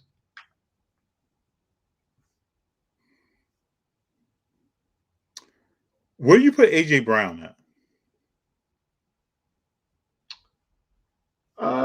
Right now, I would say he's definitely in the top 7. He's a player, man. Get him a quarterback. Yeah. Man. Yeah. I would definitely say he's in the top 7. What about if Brady said, you know what? I'm gonna go to Nashville. What about if Brady said, you know what? Garoppolo's talking about he's better than me. Let me go to the 49ers. Man, stop it. Stop it. Man, you give him that defense, you give him them wide receivers, give him that running backs, put him with Debo. Stop it. Man, somebody better stop. Stop it. Christian King, yes. If a right-handed boxer fight a southpaw, they have to be careful because the left hand. Yep. Oh yeah. Christopher, you been in the ring? That's ring knowledge right there. Christopher. Yeah. Christopher's ready to rumble, baby. Oh yeah. Yeah. No, that's 100% true. That's 100% yeah, it true. is. It is. I used to box. That's why you see a lot of boxers, especially if you're a successful boxer, you try to avoid a southpaw. That person can cause you all kind of drama that you don't even want to deal with, especially if you have a title fight lined up. Oh Jeff yeah. Burrow's good, but he playing Mahomes at Arrowhead. This ain't a crappy Tannehill who threw 3 picks. Mahomes, the baby goat. Okay. Where's I love what, I love terms like the baby goat. Go ahead, JP. where is this baby goat stuff I coming love from? that stuff. I love that. Come on, man. I love that. Now they talking about they act like Mahomes can't get beat at Arrowhead. They forget who the last person that went up there and beat them in the cold at Arrowhead to go to a Super Bowl. Yeah, yeah. Come on, man. There's no such thing as no baby goat. It's either you the goat or you're not. There's no such thing as a baby goat. There's a such thing as a billy goat, but not no baby goat. There's such thing as Billy goat. Okay. All right. Colorado sports dude. What did you think of the Denver Nuggets when they get Murray and Porter back?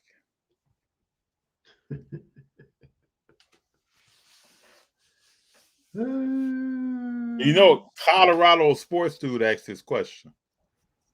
Oh yeah. I like that. Denver, I hate to say this, right? I can never take them seriously. There are 2 teams that it's hard for me to take seriously. Denver, maybe 3 teams. And some people may be like, what? Denver, Utah, Atlanta, Hawks. Just hard for me. Followed shortly by the New York Knickerbockers. I would say another team. I would add another team in there. That's the Phoenix Suns. I can't take them. Oh, well, at least they have some personnel. At least they're winning games. At least these other teams, as soon as the playoffs start, they're folding. Phoenix at least advanced in a couple of rounds. So you saying that with Murray, Porter, Jokic, that they're gonna fold? They're not going that far, bro. They're not going. I think they'll maybe hit second round, and then they're not going that far. I don't know, man. What do you think I'm wrong? It could be. I don't know about that. I say they are a decent team if they can get these Well, guys back. let's just be for real though. You got Murray back. He's not going to be. Clay just came back, and he's trying to get his footing that's under. what I'm saying. Like, yeah, it's tough. Now, full team, Murray and Jokic complement each other a lot. That's a totally different situation. And when my dude Mike Porter out there shoot, oh yeah. S. Donovan, Cleveland Cavaliers are coming, and so is Darius Garland, 15 East. I just want to see more from Darius Garland. I want to great see offensive player. Seems to be a great offensive player. They just got a lot of big men. To me, they got 3. They got the guy from the Bulls came over. They got another 7 foot. I think they have 3 7-foot guys on that team. Yeah. But once you run into somebody that can match you, that's a problem. Yeah. But we'll see how it plays out. We'll see how it plays out. It shall be interesting. Yeah. What's up, Matt? Hey, always good to see you, sir. Always good to see you. Yes, sir. It's a pleasure. Low management. That's funny. Sydney Dolphins is at me rolling. Little Browns low management. What's up, Julius? What's up, Julius? What's up? Good to see you, man. Yeah. Yeah, LeBron wants that all-time record. He'll catch Kareem for sure. You think so, Princeton? No, he won't. Remember when people said Karl Malone will catch Kareem for sure? Oh no, we'll see. Yeah, that won't happen. It's criminal that Scottie Pippen never won Defensive Player of the Year. Very true. Very true point. Can't disagree with that. And let me add this. That's somebody that kept that other guy's numbers way down that can guard him 94 feet. That gave him problems. Who was that? Pip. You talking about guarding LeBron? Yeah. I wish I could have seen that in that prime. That would have been interesting.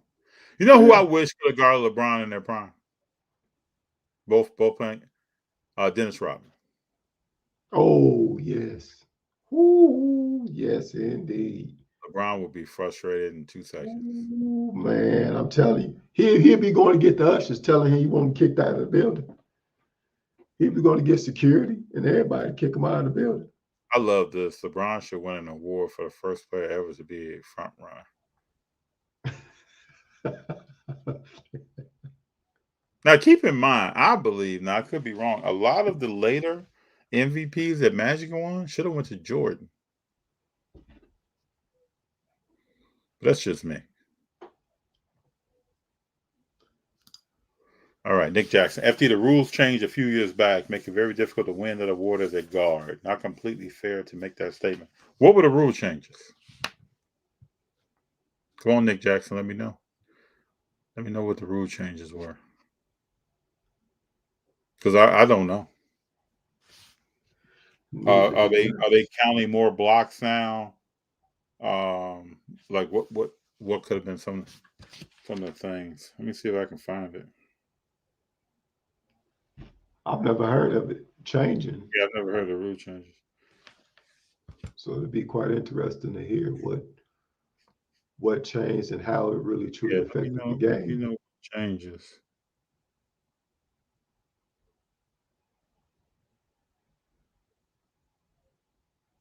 Yeah, let me know what changes. I can't find that. Be interesting to talk through that. Oh yeah, most definitely. Most definitely. All right, we got Julius come with that question. Is Grayson Allen one where you hate him as an opponent but love him as a teammate? No, I don't think you like him either way. If I was on his team and the way he slammed close to the ground, we have to have a conversation. Oh yeah. Yeah. We had to have the same. We had to have the same conversation like Shannon Sharp had with Romanowski. Romanowski, that's right. And let him know what time it is, and if you do this again, what will take place. He's spitting so people don't know, he's spitting the face of JJ Stokes. Yeah. And Shannon Sharp had a conversation with him. Now, Grayson Allen, if I'm his teammate, we have a conversation on a sideline on the court or in the locker room. If I'm his opponent, we up by the concession stands. I'm buying him some popcorn, some chocolate covered peanuts. The way he slammed Caruso to the floor, that's a lot. It's a lot. Those are the kind of plays in basketball, especially. Football, to me, when a quarterback throws high and leaves the guy open and someone comes through and hits him, that's interesting too. But when you leave a guy open like that, and most basketball players are open at some point, and then you compromise his landing, that's just you can end his career. You can end his career. You could change his life. If his head would have hit the ground, there are a bunch of things that could have happened with that play. So. Yeah. And I think McNair was a righty, huh? I'm listening to Matt. McNair was a righty and Tarkin was. No, Tarkin was. I thought he was a left-handed. Oh.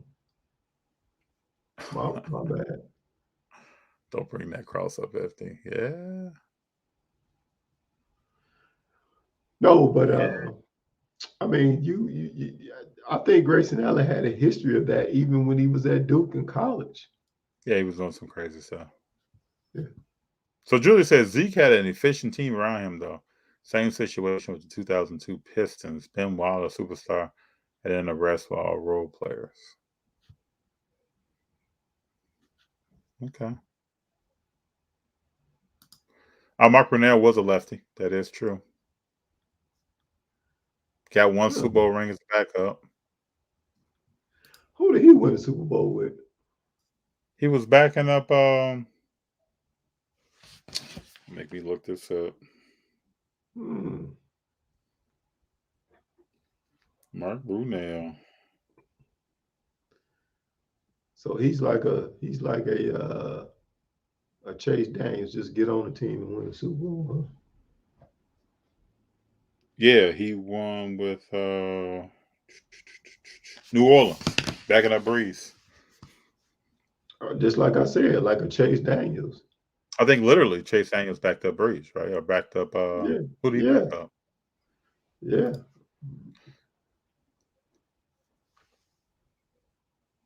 Weber was my favorite Warrior for a long time. He just played one season there. Yeah, he did. Yeah, he did play one season, but he was the truth though. It was See crazy what? that they drafted him that high and then got rid of him. That was interesting. Yeah. Josh Allen proved to me last night. Defense let him down, I think. Came up clutch 2 or 3 times when it mattered. High pressure too. Those are the things that I saw. How does he make decisions? Let me go back to this. How does he make decisions when it's like high pressure? That's the things I look for in a young quarterback. How do you make decisions back there? You only got a few seconds. Do you step up? Do you know who to throw to? Are you waiting for the hit? But Devontae Adams and Cooper Kupp. Cooper Cup to me, nah, not sold on him. Devontae Adams, yes sir. Cooper Cup, no. Cooper Cup to me is nothing more so than a Wes Welker. That's all he was. Yeah, I That's can all see he that. is. We'll see. What the thing is now, Cooper Kupp called a big ball in that game. They won. It'll be interesting to see what do they do the next time. When they come out this week, what kind of game is he having, and what is Stafford able to do? It'd be interesting to see. Devontae Adams, Yeah. I say all the time that he's a good player. He's gotten better. He catches the ball now. He runs good routes. But he is the only targeted wide receiver really with the Green Bay Packers. I would love to see Devontae Adams have somebody on the other side of the ball to kind of balance that attack. I think that'll open up his game even more. You know who I was thinking. You know who I was thinking about. Cool. I didn't. I apologize. I didn't put two and two together. I was thinking about Devontae Smith Oh. up in Philly. So my apologies. Yeah, Devontae Adams. Yeah, him and Cooper Kupp is in the same thing to me. Hey, what's up, Mr. Thomas?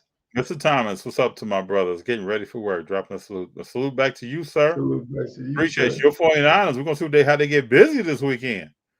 What's going on with them? All right. I'm wishing them nothing but the best. Yeah. Nothing but the best. Yes, sir. Keenan Allen, not top 5 wide receiver. Matt got some questions for you, JP. Yeah, I mean, yeah, I would definitely say he is a what's the name? He definitely is a top 5. It's just so many that you can I mean pick from. You know what I'm saying? It's just your choice. But I do like Jefferson and I do like Chase, but it's early for them. It's very early for them in their careers. But yeah, definitely Keenan Allen is a top 5. I would definitely have to say that. Mr. Thomas talking about Brady not being in the playoffs. The redemption stages continues for my beloved 49ers. Mr. Thomas, the only thing that frightens me about the 49ers is Garoppolo. That is the only thing. The rest of that team, I'm telling you, the rest of that team is ready to go. Yeah. If Garoppolo can manage the game, what's the last game? He had 138 yards passing, something like that. Yeah. If he can manage the game, continue to do that, and not make mistakes with the football, the 49ers got a chance. They have a strong chance. Is he the next Trent Dilfer? That's what we're looking for. He has to manage the game. Other than that, if you got another quarterback in there, Lights out. ooh, it would be beautiful to watch. They have set that team up so well with players, and I mean, it's just a beautiful team to watch. If you're watching the fundamentals of football, you just see them, and that trick plays make sense.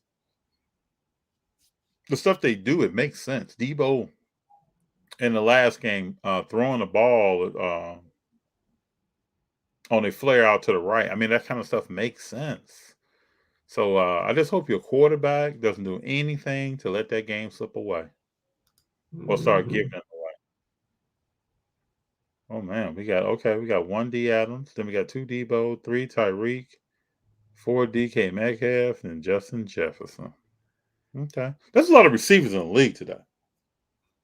There are a Yeah, lot of but receivers slash tight ends in the league Tyreek today. Tyreek is definitely not in my top 5.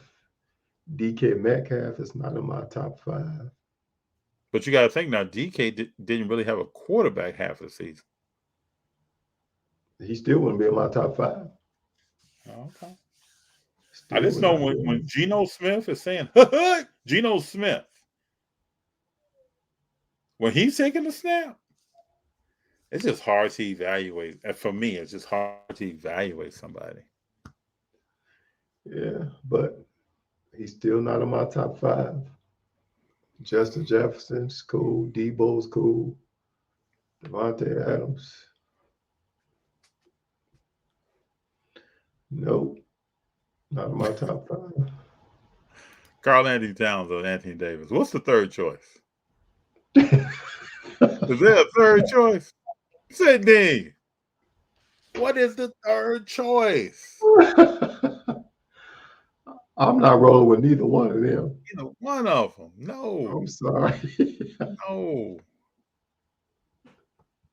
I used to really like Carl Anthony Towns when he came out of Kentucky. Zion is to get traded to New York.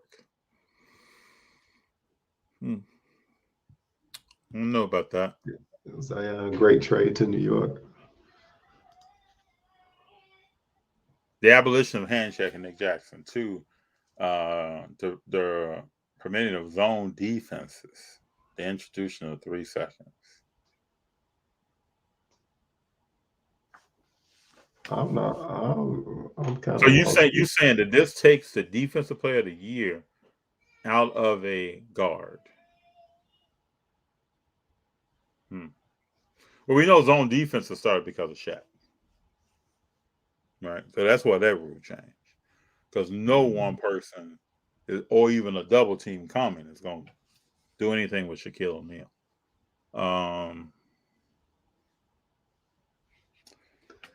Introduction of the 3 seconds.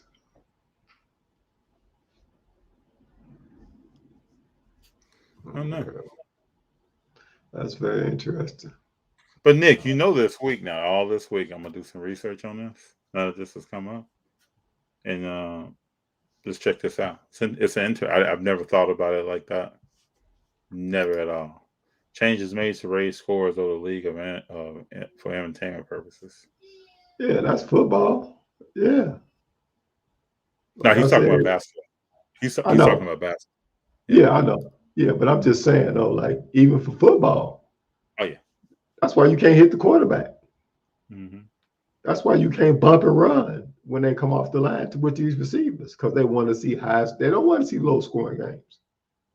Okay, so Nick, let me ask you this, right? Okay, so I'm gonna follow your logic, right? So if this hurt the 2 guard and the point guard, right? Why can't the power forward or the three win a defensive player of the year award? Are you saying that all of the action is coming to the center and the power forward? Under these rules, will LeBron James still be a front runner to win defensive player of the year? Nope. Kawhi won it twice. While these same rules were in effect. LeBron's not even. I mean, that other guy's not even in the conversation because he don't play no defense. So I think it's just about effort on the other side of the ball. I had a Geno Smith Topps rookie autograph card. It sold for $10. I used to be like a Geno Smith little miniature fan, rooting for him to do well. Flea market mixtape. But what about Jamar Chase? I mean, he clearly is going to be top 5 for a long time. He is mine as well as in the top 5 now. Jamar Chase is nice. There are just so many wide receivers that you can name. Jamar Chase is a top 5 eligible. I mean, I don't think anybody can dispute that, especially not what he did this year on the football field. Can't be disputed. LeBron plays point, but he isn't a guard. Okay. Jordan played point. Pippen played point. Michael Lamar, Cooper played point sometimes. There are quite a few KG, people. Who? KG played point. yeah, Lamar Odom, Mm-hmm. Played point guard all the time, especially with Kobe all the time. yeah, But I just don't know. This is just my opinion. I don't know if you can play 13, 14 years at a high level like LeBron and never be defensive player of the year. yeah, That yeah, tells me that you are putting effort on the offensive side of the ball and and less not on the defense. defensive side of the ball. Yeah, And yeah, every time Golden State goes to the playoffs in the past, Klay Thompson has been defensive player of the year, followed by Draymond Green, defensive player of the year in the playoffs. mm-hmm. They strive and focus in on playing defense. Yeah, LeBron is a 5-way player. He is until it's time to get on the other side of the ball. He's a man, 5-way player. He's a 5-way player offensively. I agree with that. man. Listen, that dude got to show me more on the defensive end. If you gonna lead a team, you got to show me more. But I it's don't care hard no. though, right? You let's just put ourselves in LeBron's shoes. You're in your 19th season. Are you going to play defense and offense, and then lead this team who is right now a 7 seed? That's very difficult to do. Let me ask you a question.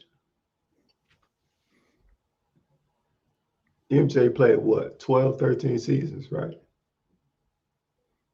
Did he play defense? Did he play both ends of the court? Yes. Okay, so if you want to be compared to greatness and in this conversation, I don't want to hear no excuses about that it's hard to do when you have greatness that is doing it already. You got the blueprint on it.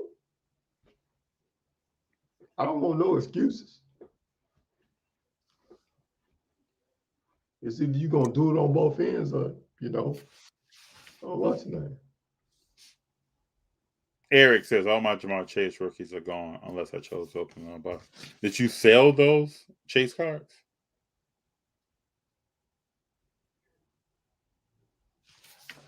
That would be interesting. You got flea market rolling. Flea market's rolling with you, JP. Yes, sir. Appreciate it. It's gonna be interesting to see how the NBA playoffs kind of, we go into this All-Star game. I want to see how Memphis is going to end the season. I want to see what Ja's doing. Yeah. See where the Lakers are at. See where the Bulls are at. The Bulls have a lot of questions that need answering. Yeah. I think Yeah. they have a lot of questions. Yes. A lot of questions. So I don't want anybody to think like the Bulls. They won tonight against the Thunder by 1 point, 111 to 110. But what is the Thunder's record? Is what I'm looking at. What is their record? The Thunder are 14 and 33. Okay, then. Does that speak volumes to you? No, they beat the Lakers like 2 out of 3 times.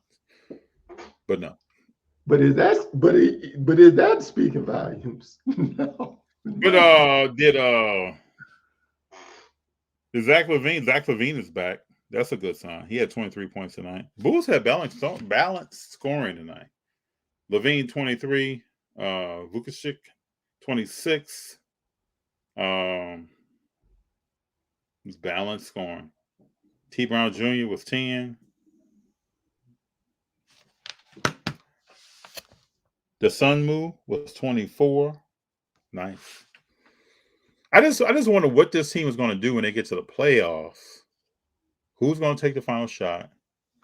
I think DeRozan is out hurt. Yeah, I think he was out hurt. So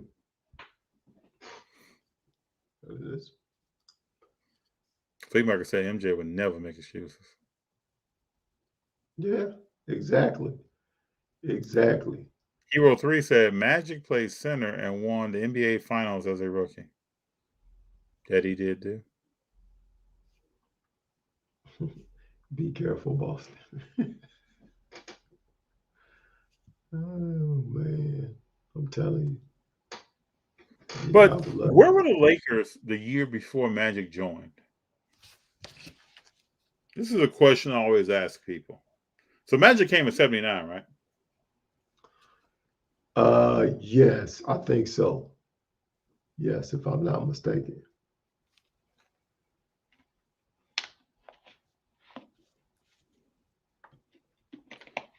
Okay. The '78 Lakers went 47-35, and they were third in their Pacific Division. So they were a decent team.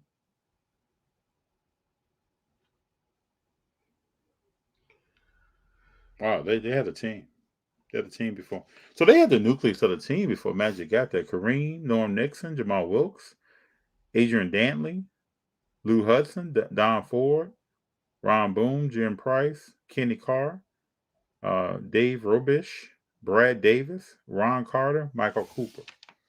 So they So had the nucleus of a team before Magic got there. yeah,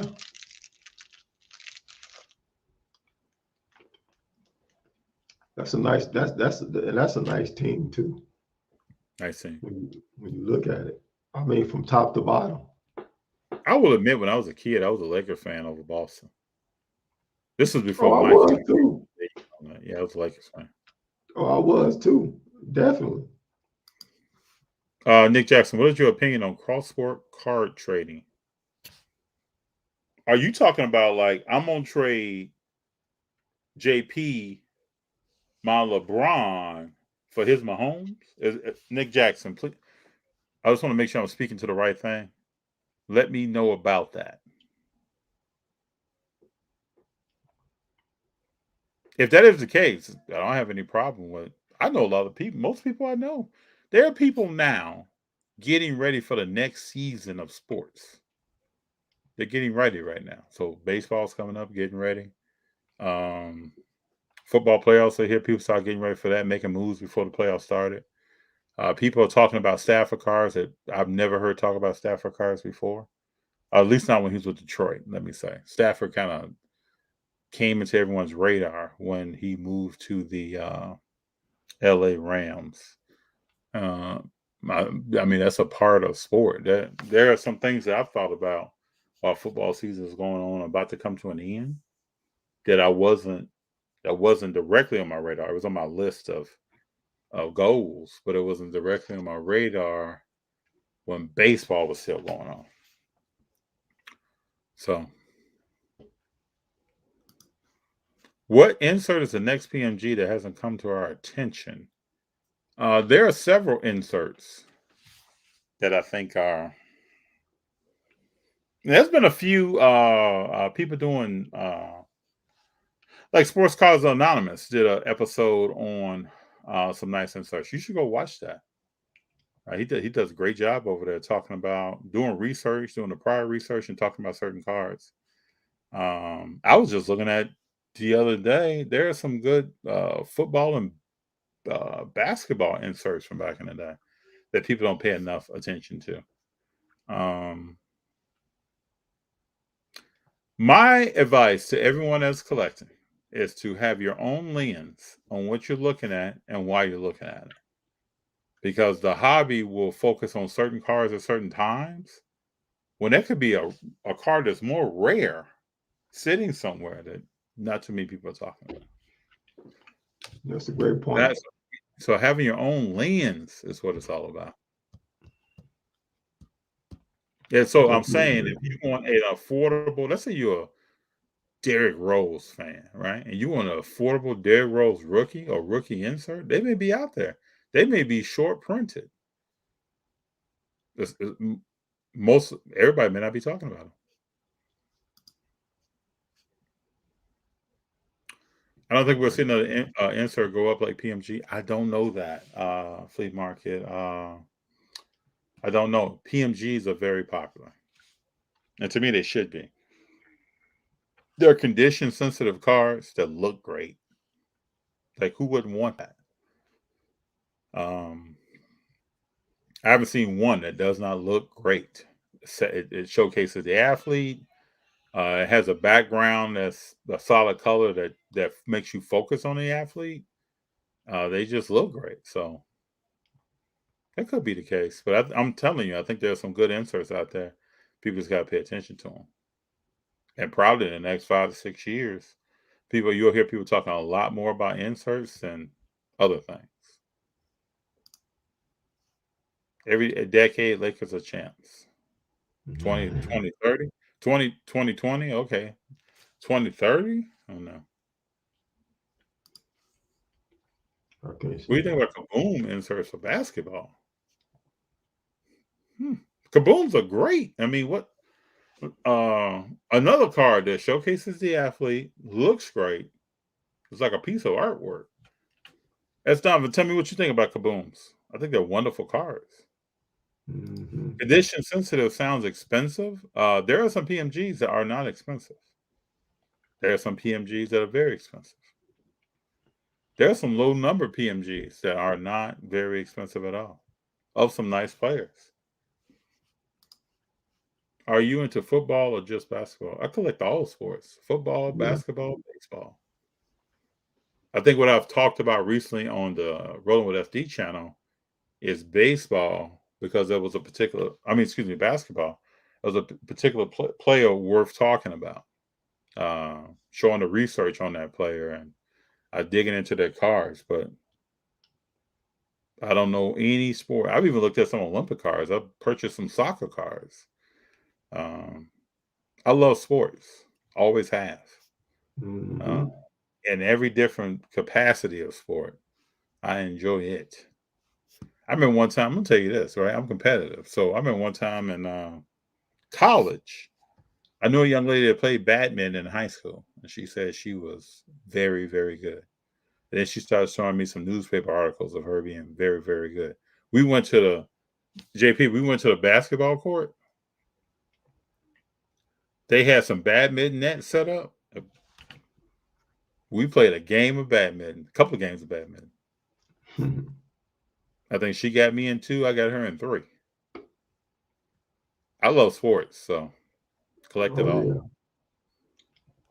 Hey, JP, do you ever miss the bright lights? Yes, I do.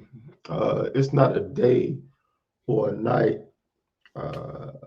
that don't go by that I don't wish that I can get back on the field. Ain't that right? And just handle business. And I played both sides of the ball.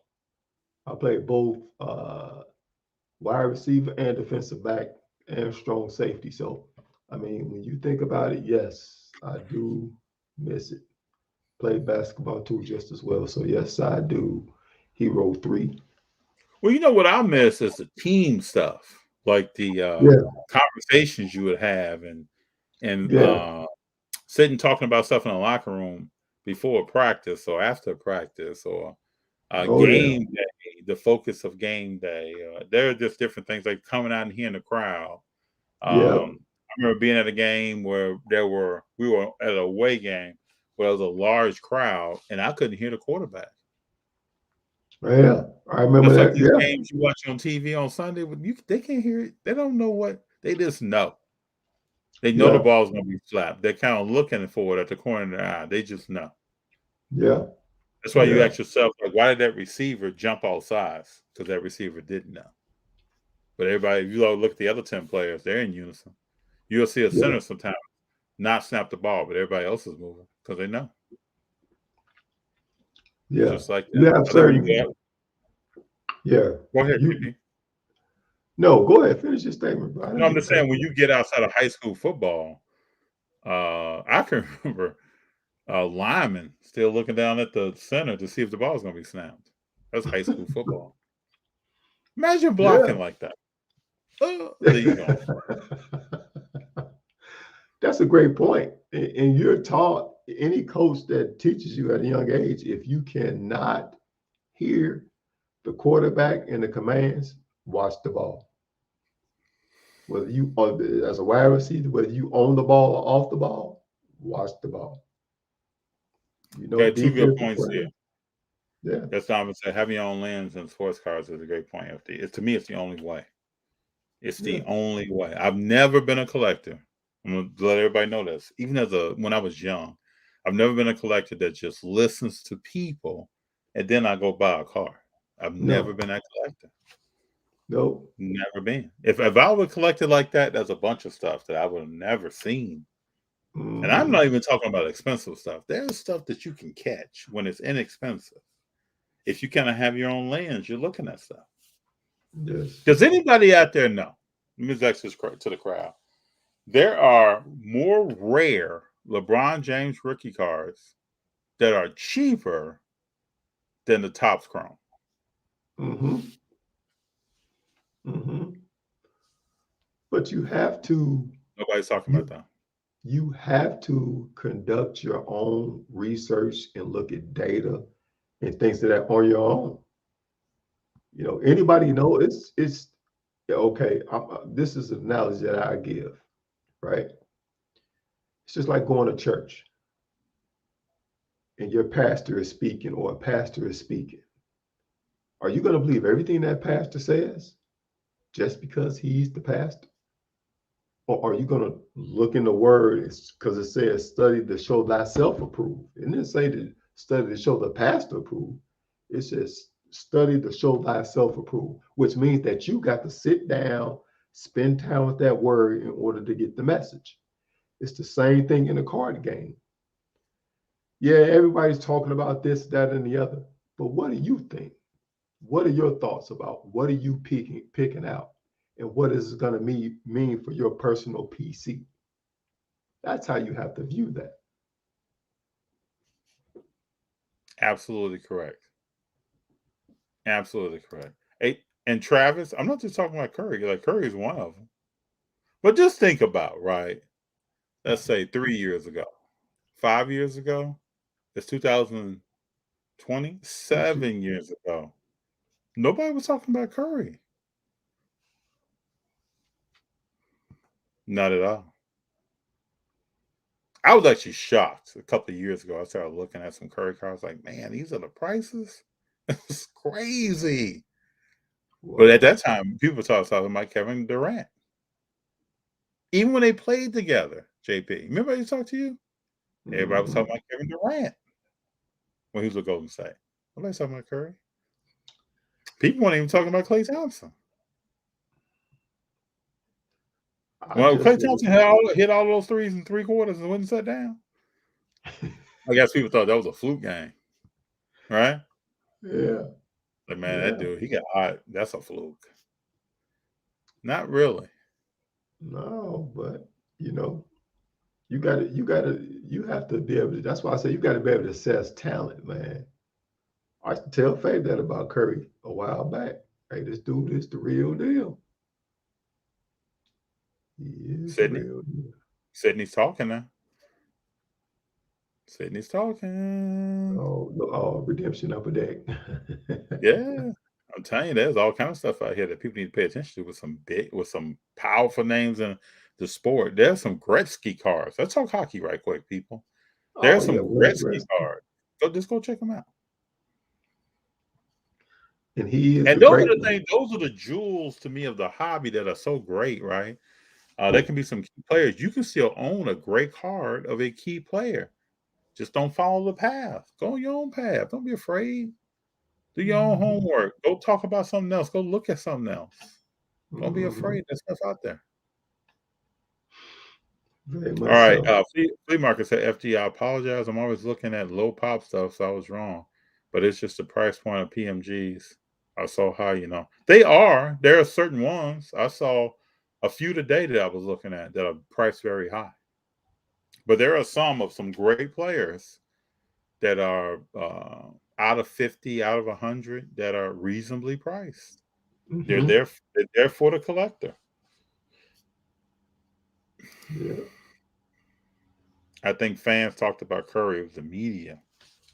They talked about LeBron. I'm going off card prices. I'm talking about collectors. I just didn't hear that, and I spent a good amount of time understanding what's the tone of the hobby. What are people talking about? Even when I'm at shows, I'm asking a lot of questions about what are people talking about. And I'm sharing some things, so it's a two-way. But hold up, SPX, great cards. These are great cards, flea market. Revolution, great cards. I was looking at some other inserts last night. In football, there are some inserts that go across sport too, right? They're in football, baseball, basketball, just across sports.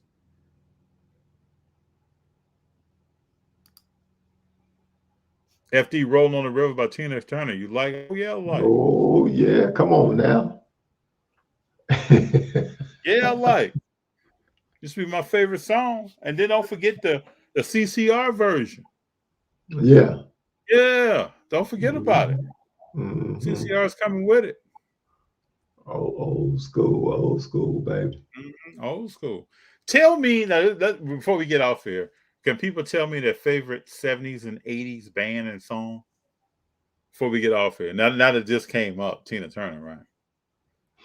JP, what's your favorite 70s song? Oh man. One of mine is James Brown, Pay the Cost to Be the Boss. The Boss. Yeah, I was just getting ready to say definitely James Brown. And it would be The Big Payback. Okay. Yeah. Yeah, that chicken change, right? Yeah. Yeah. Yeah. Anybody knows in Chicago, when you hear James Brown, we used to go at the skating every weekend. That was a weekend thing. That's what we skated off of. James Brown, baby. Let me tell you a funny story, right? Tell you another college story. I took the extended version of The Big Payback, put it as the greeting on my answer machine, right? And back then, you could play the whole song. Yeah. I played that whole jam, bro, all the way out. People still left messages. Telling you, that's the truth. So that means somebody was on the phone. Somebody was on the phone, like, "Hey, what's up, FD? Hey, how you doing, man? Hey, call me back when you can." Yeah. Jam into that thing. Yeah. Yeah. I also did that with Sugar Hill Gang, Rappers Delight. Oh yeah. That whole 8-9 minute, the long version. You talking about the G with the double E? That's right, man. Yeah, talking about Superman. Yeah, man. Yeah. Played that whole thing in a voicemail greeting. People still left messages. Yeah. Those were days, man. Yeah, that's music right there. Oh, see, now we're talking. Sylvester Brown. This is gonna be a topic next week too, right? Oh, I think people feel. So we got Gap Band. I was just listening to the Gap Band tonight, Coming Home. Yes. Bro, ain't nothing like it. Ain't nothing like it. The ball sensor set is nice.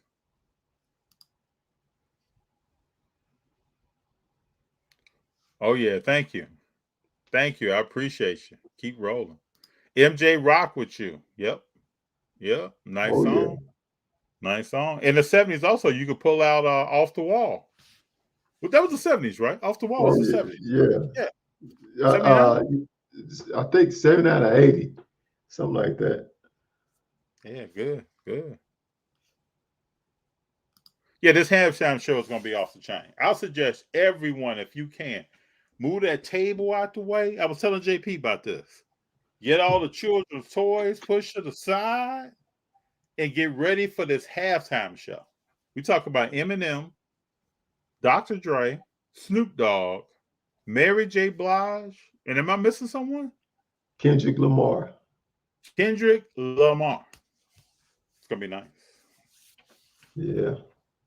It's going to be real nice. Frankie Beverly and Maze. Now, we talking this, Donovan? Oh, yes, sir. I went to a Frankie Beverly and Maze concert one time. You talking about 2 hours? Yes. Of nothing but jams. Jam. And you know who opened for this was in Chicago, JP, at the Erie Crown Theater. You know who opened for Frankie Beverly and Maze? Who was that? Steve Harvey telling jokes. Oh wow. This was back in This was early 2000s. This was 2000, 2001. Wow. That was a concert that night. Steve Yeah, Harvey came bro. out telling jokes, and then we moved over to Frankie Beverly for at least an hour and 45 minutes. Because they Man. just kept playing songs. They would say this is it, and they played about 3 more songs. Oh yeah, bro. But they had hits like that. Julius, you talking about you too young for what you talking about? Man, I you can better. name songs from the 50s, the 60s. I used to listen to some Nat King Cole, Julius. I know you done heard some from the 70s and 80s that had you bobbing your head. If Oh not, give yeah. me some from the 90s and the 2000s that's your jam. Yeah, Dre Snoop. It's gonna be on. You used to have Chick Hearn answering machine. I bet you that was nice. Oh wow. I bet you. Famous Hey Matt, announcer. though, when people called you, did they say like, "Who was that on your answering machine?" Or did they know Chick Hearn? They should have known. I would hope. Should have known. Great announcer. Props on the message today, huh? Dodge, them sports car Karens. Yeah, it's all about positivity. That's what it's all about. I appreciate you. Ever seen 2013 Topps 75th? They got a nice Michael Jordan diamond sparkle and refractor. This is what I'm talking about. That's what it's all about. Tell you, there are some great cars out that people just don't talk about. There are Yeah. inserts in football, in other sports that people just don't talk about. Great sports and inserts in basketball. That's what it's all about. Mm-hmm.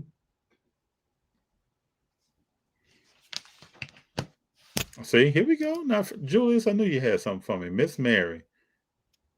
Mary J. Blige's first album comes out in '89, right, JP? Yeah. Yeah. I remember the Real day I love. purchased that and brought that home, and I pressed play and played that thing all the way through. Very first Yeah. time, did not stop all the way through. Real love. What's the 411? Uh-huh. Yeah. Oh yeah. All right, so love what you collect. There you go. I attended the Earth, Wind, and Fire concert in AC in December for my birthday. Amazing concert. I love that. Ooh. So I went to Yeah. listen to this. Listen to this, people. I went to an Earth, Wind, and Fire concert. Where Parliament Funkadelic, George Clinton I've seen one of came out. those. Also, The Time came out. Oh yeah, that's a bad lineup. Man, Ooh. that's the classic lineup. You talking about sliding over to that walkway in between the seats, Yeah. just getting Yeah. it. I never Yeah. forget. I went to a. My girlfriend's gonna laugh on that. I went to a. She had never been to an R. Kelly concert, so we went to an R. Kelly concert years ago, Oh wow. and everybody was in the house, man. Everybody was in the house. This was way back before all the drama and all the crazy stuff. There's been some good concerts, man. I'm trying to think of a few more. We got Uh Sylvester Brown, excuse me, Sylvester Boston, Earth, Wind and Fire, Let's Groove. Yeah, Let's yeah. Groove tonight. Stevie Wonder and MJ. Ooh, Yeah. Lou Rawls, from Ooh. Chicago. Lou Rawls. Yeah. Matt said, yeah, it had some of my faves, and yes, because they knew I love sports. Yeah, I knew they knew that Chick Hearn. Man, I'm telling you, one of the coldest concerts I seen too. People Was may what? not know. A Madonna concert. Oh, really? Did you go? Did you go to one? Yeah. Hmm. Still get all my ticket stubs, baby. Oh Okay. yeah. At the Rosemont Horizon. Come on now, bro. I never forget my brother one time went to Anita Baker and Luther Vandross concert. Ooh, Think about man. that. Think about how legendary that is. Ooh, that's classic.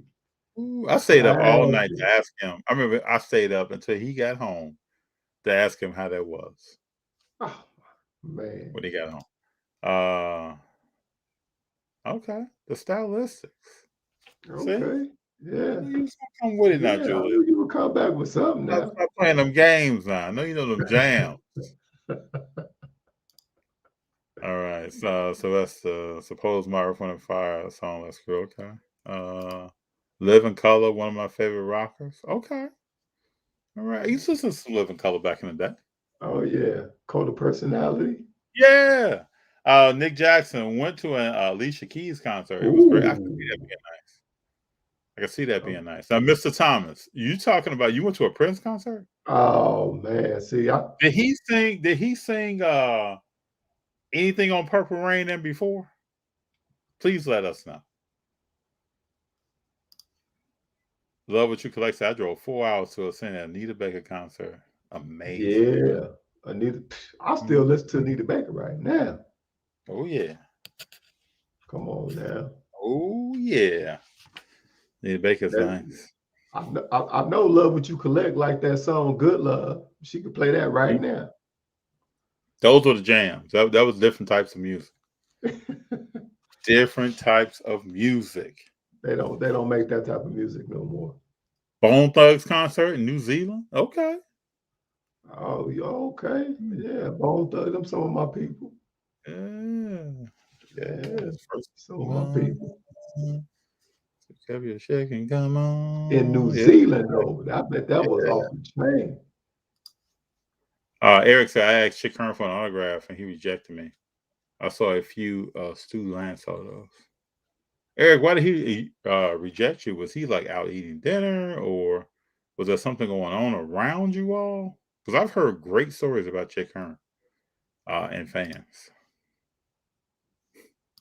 I miss Bone. Yeah, sing those lyrics out there. Yeah, Bone was out, I think, my freshman year in college. I think that was their first album, if I remember correctly. It's a great time. Yeah. Bone, Great bone. time. Great time. It's always good to talk about music because to me it brings up so many memories of stuff. No matter Oh, what yeah. you were doing, where you're at, who you were around, some friends that you shared those moments with. Kind of similar to sports, a little bit Yeah. different at the same time. What's up, April? She told me I remember that Oh, you concert. remember that concert? Man, people were in the aisles, man. And when the lights shine on the crowd, it looked like a sea of people. People were dancing in the aisles and in their rows. It was Dude, let me just say this. Like you said, before all the stuff went down, this dude is still a legendary singer that you can't take nothing away from. Mm-mm. You can put It's on his almost like CD. when someone does something and you hear about it and they were a great player, and you're like, man, you just remember them a certain way, and it just changes everything in some regard. Mhm. You know, it's a shame. It is a shame. Look, Julius put first of them. Yeah, telling you, Boy, that's telling funny. you, Matt Cool in the gang. Yeah. Yeah.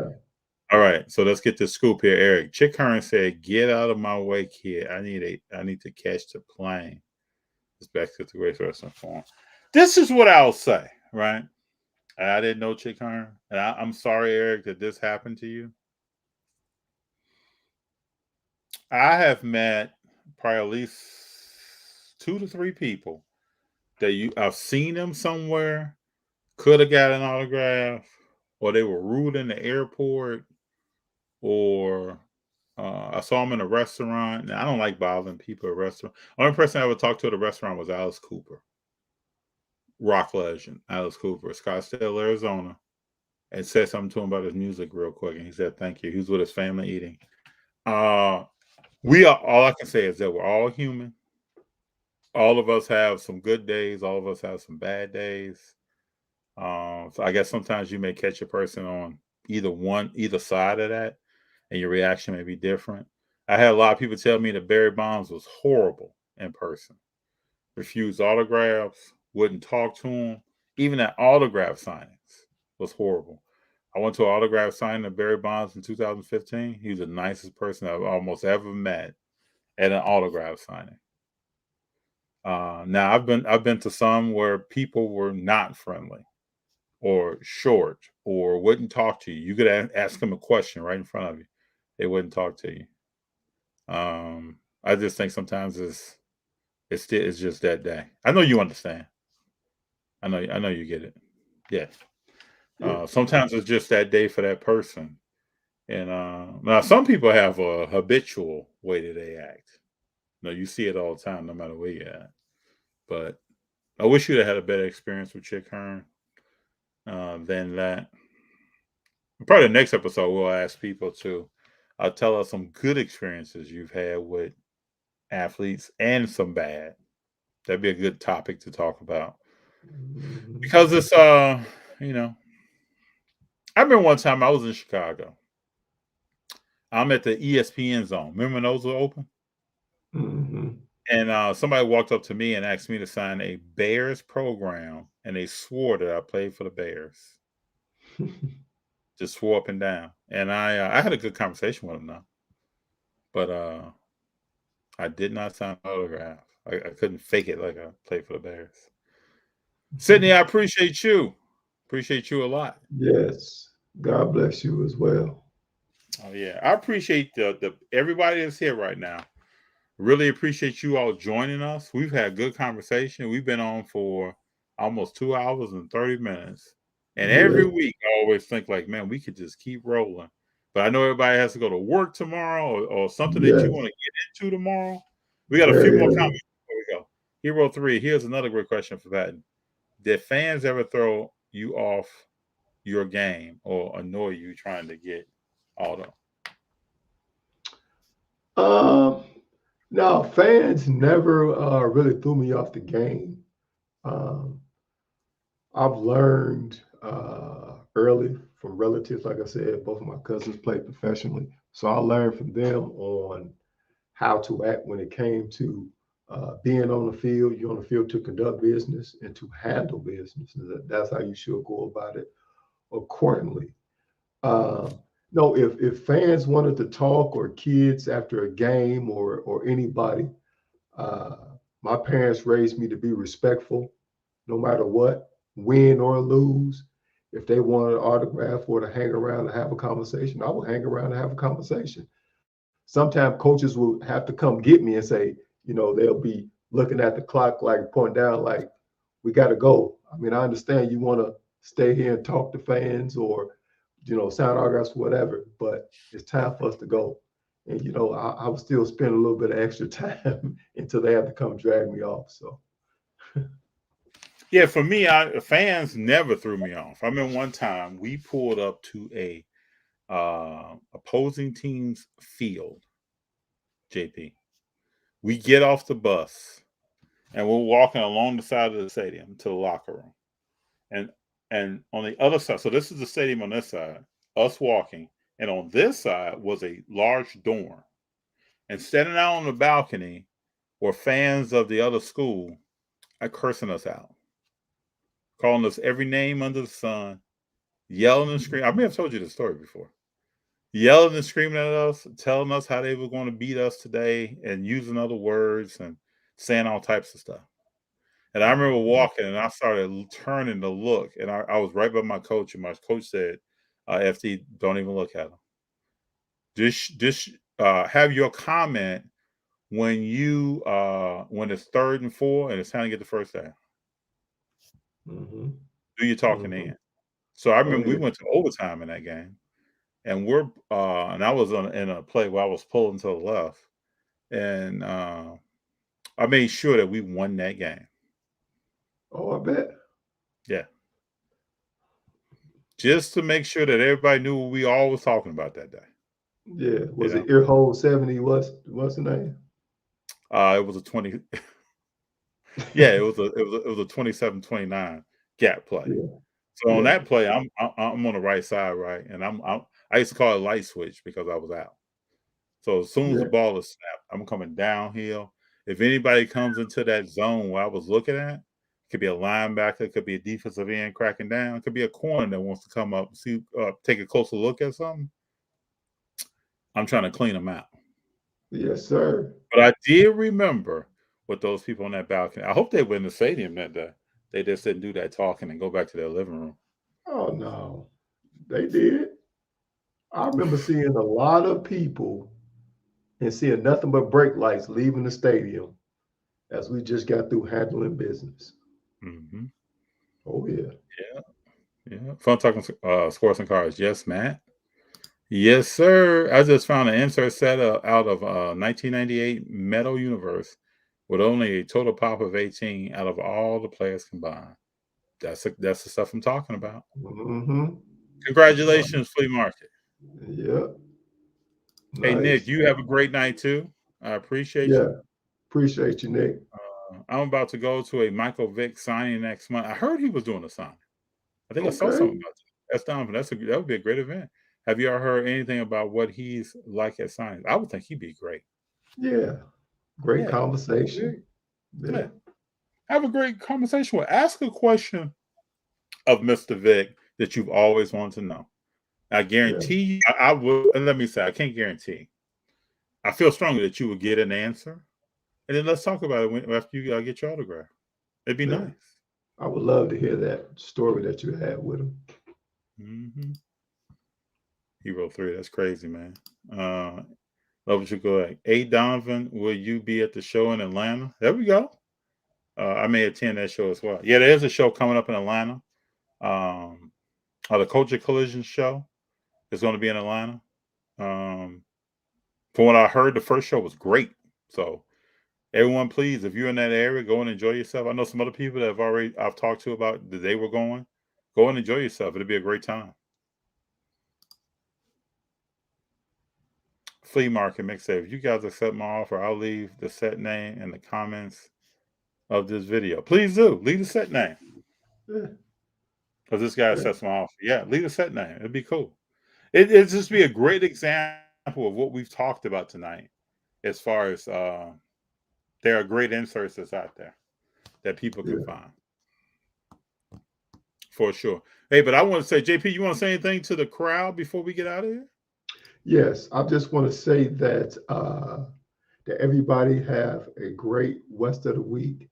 If you could do one thing for me through the week, say something positive to one person that you do not know. One positive thing. I don't care what it is. Just say something positive to them. God bless everyone. I appreciate everyone tuning into the channel with me and FD. And let's keep it rolling. Hey, before y'all go, too, I want to tell you something. And JP and I talked about this week. You want to give an announcement, JP? Go ahead. Drop it on us. So we're going to do something special the day of the Super Bowl, after the Super Bowl. You're going to see more about it. It's going to be coming up. We're going to invite some people on, talk sports, talk cars, have a little bit of recap after the Super Bowl. After all the excitement's over with, we just saw who's Super Bowl champ, who's Super Bowl MVP, and who did not win. So when is the Super Bowl? February 13th, correct? Mm-hmm. Yeah, February 13th. So our Valentine's Day show will not happen. We're going to move that up to the 13th for all the lovers in the house. So everybody who wants to celebrate their Valentine's Day, we don't want to interrupt that. So we're going to move it up to the 13th, right after the Super Bowl. We may go from 2 to 3 hours after the Super Bowl, just talking about what's going on. And we invite people to, it's the Culture Collision show in Atlanta. We'll invite people to come on, ask your questions. We'll attempt to answer them. And we will have different guests that are going to come on too. Some people that I've always wanted on to talk to. So that's our little announcement. Cool. All right. Everybody, thank you for being here. JP, appreciate you, sir. Yes, sir. Appreciate you. All right. And that's the 7th episode of What's the Play? What's the play? All right. Y'all have a good night. We'll talk to you soon. All righty. And we're rolling.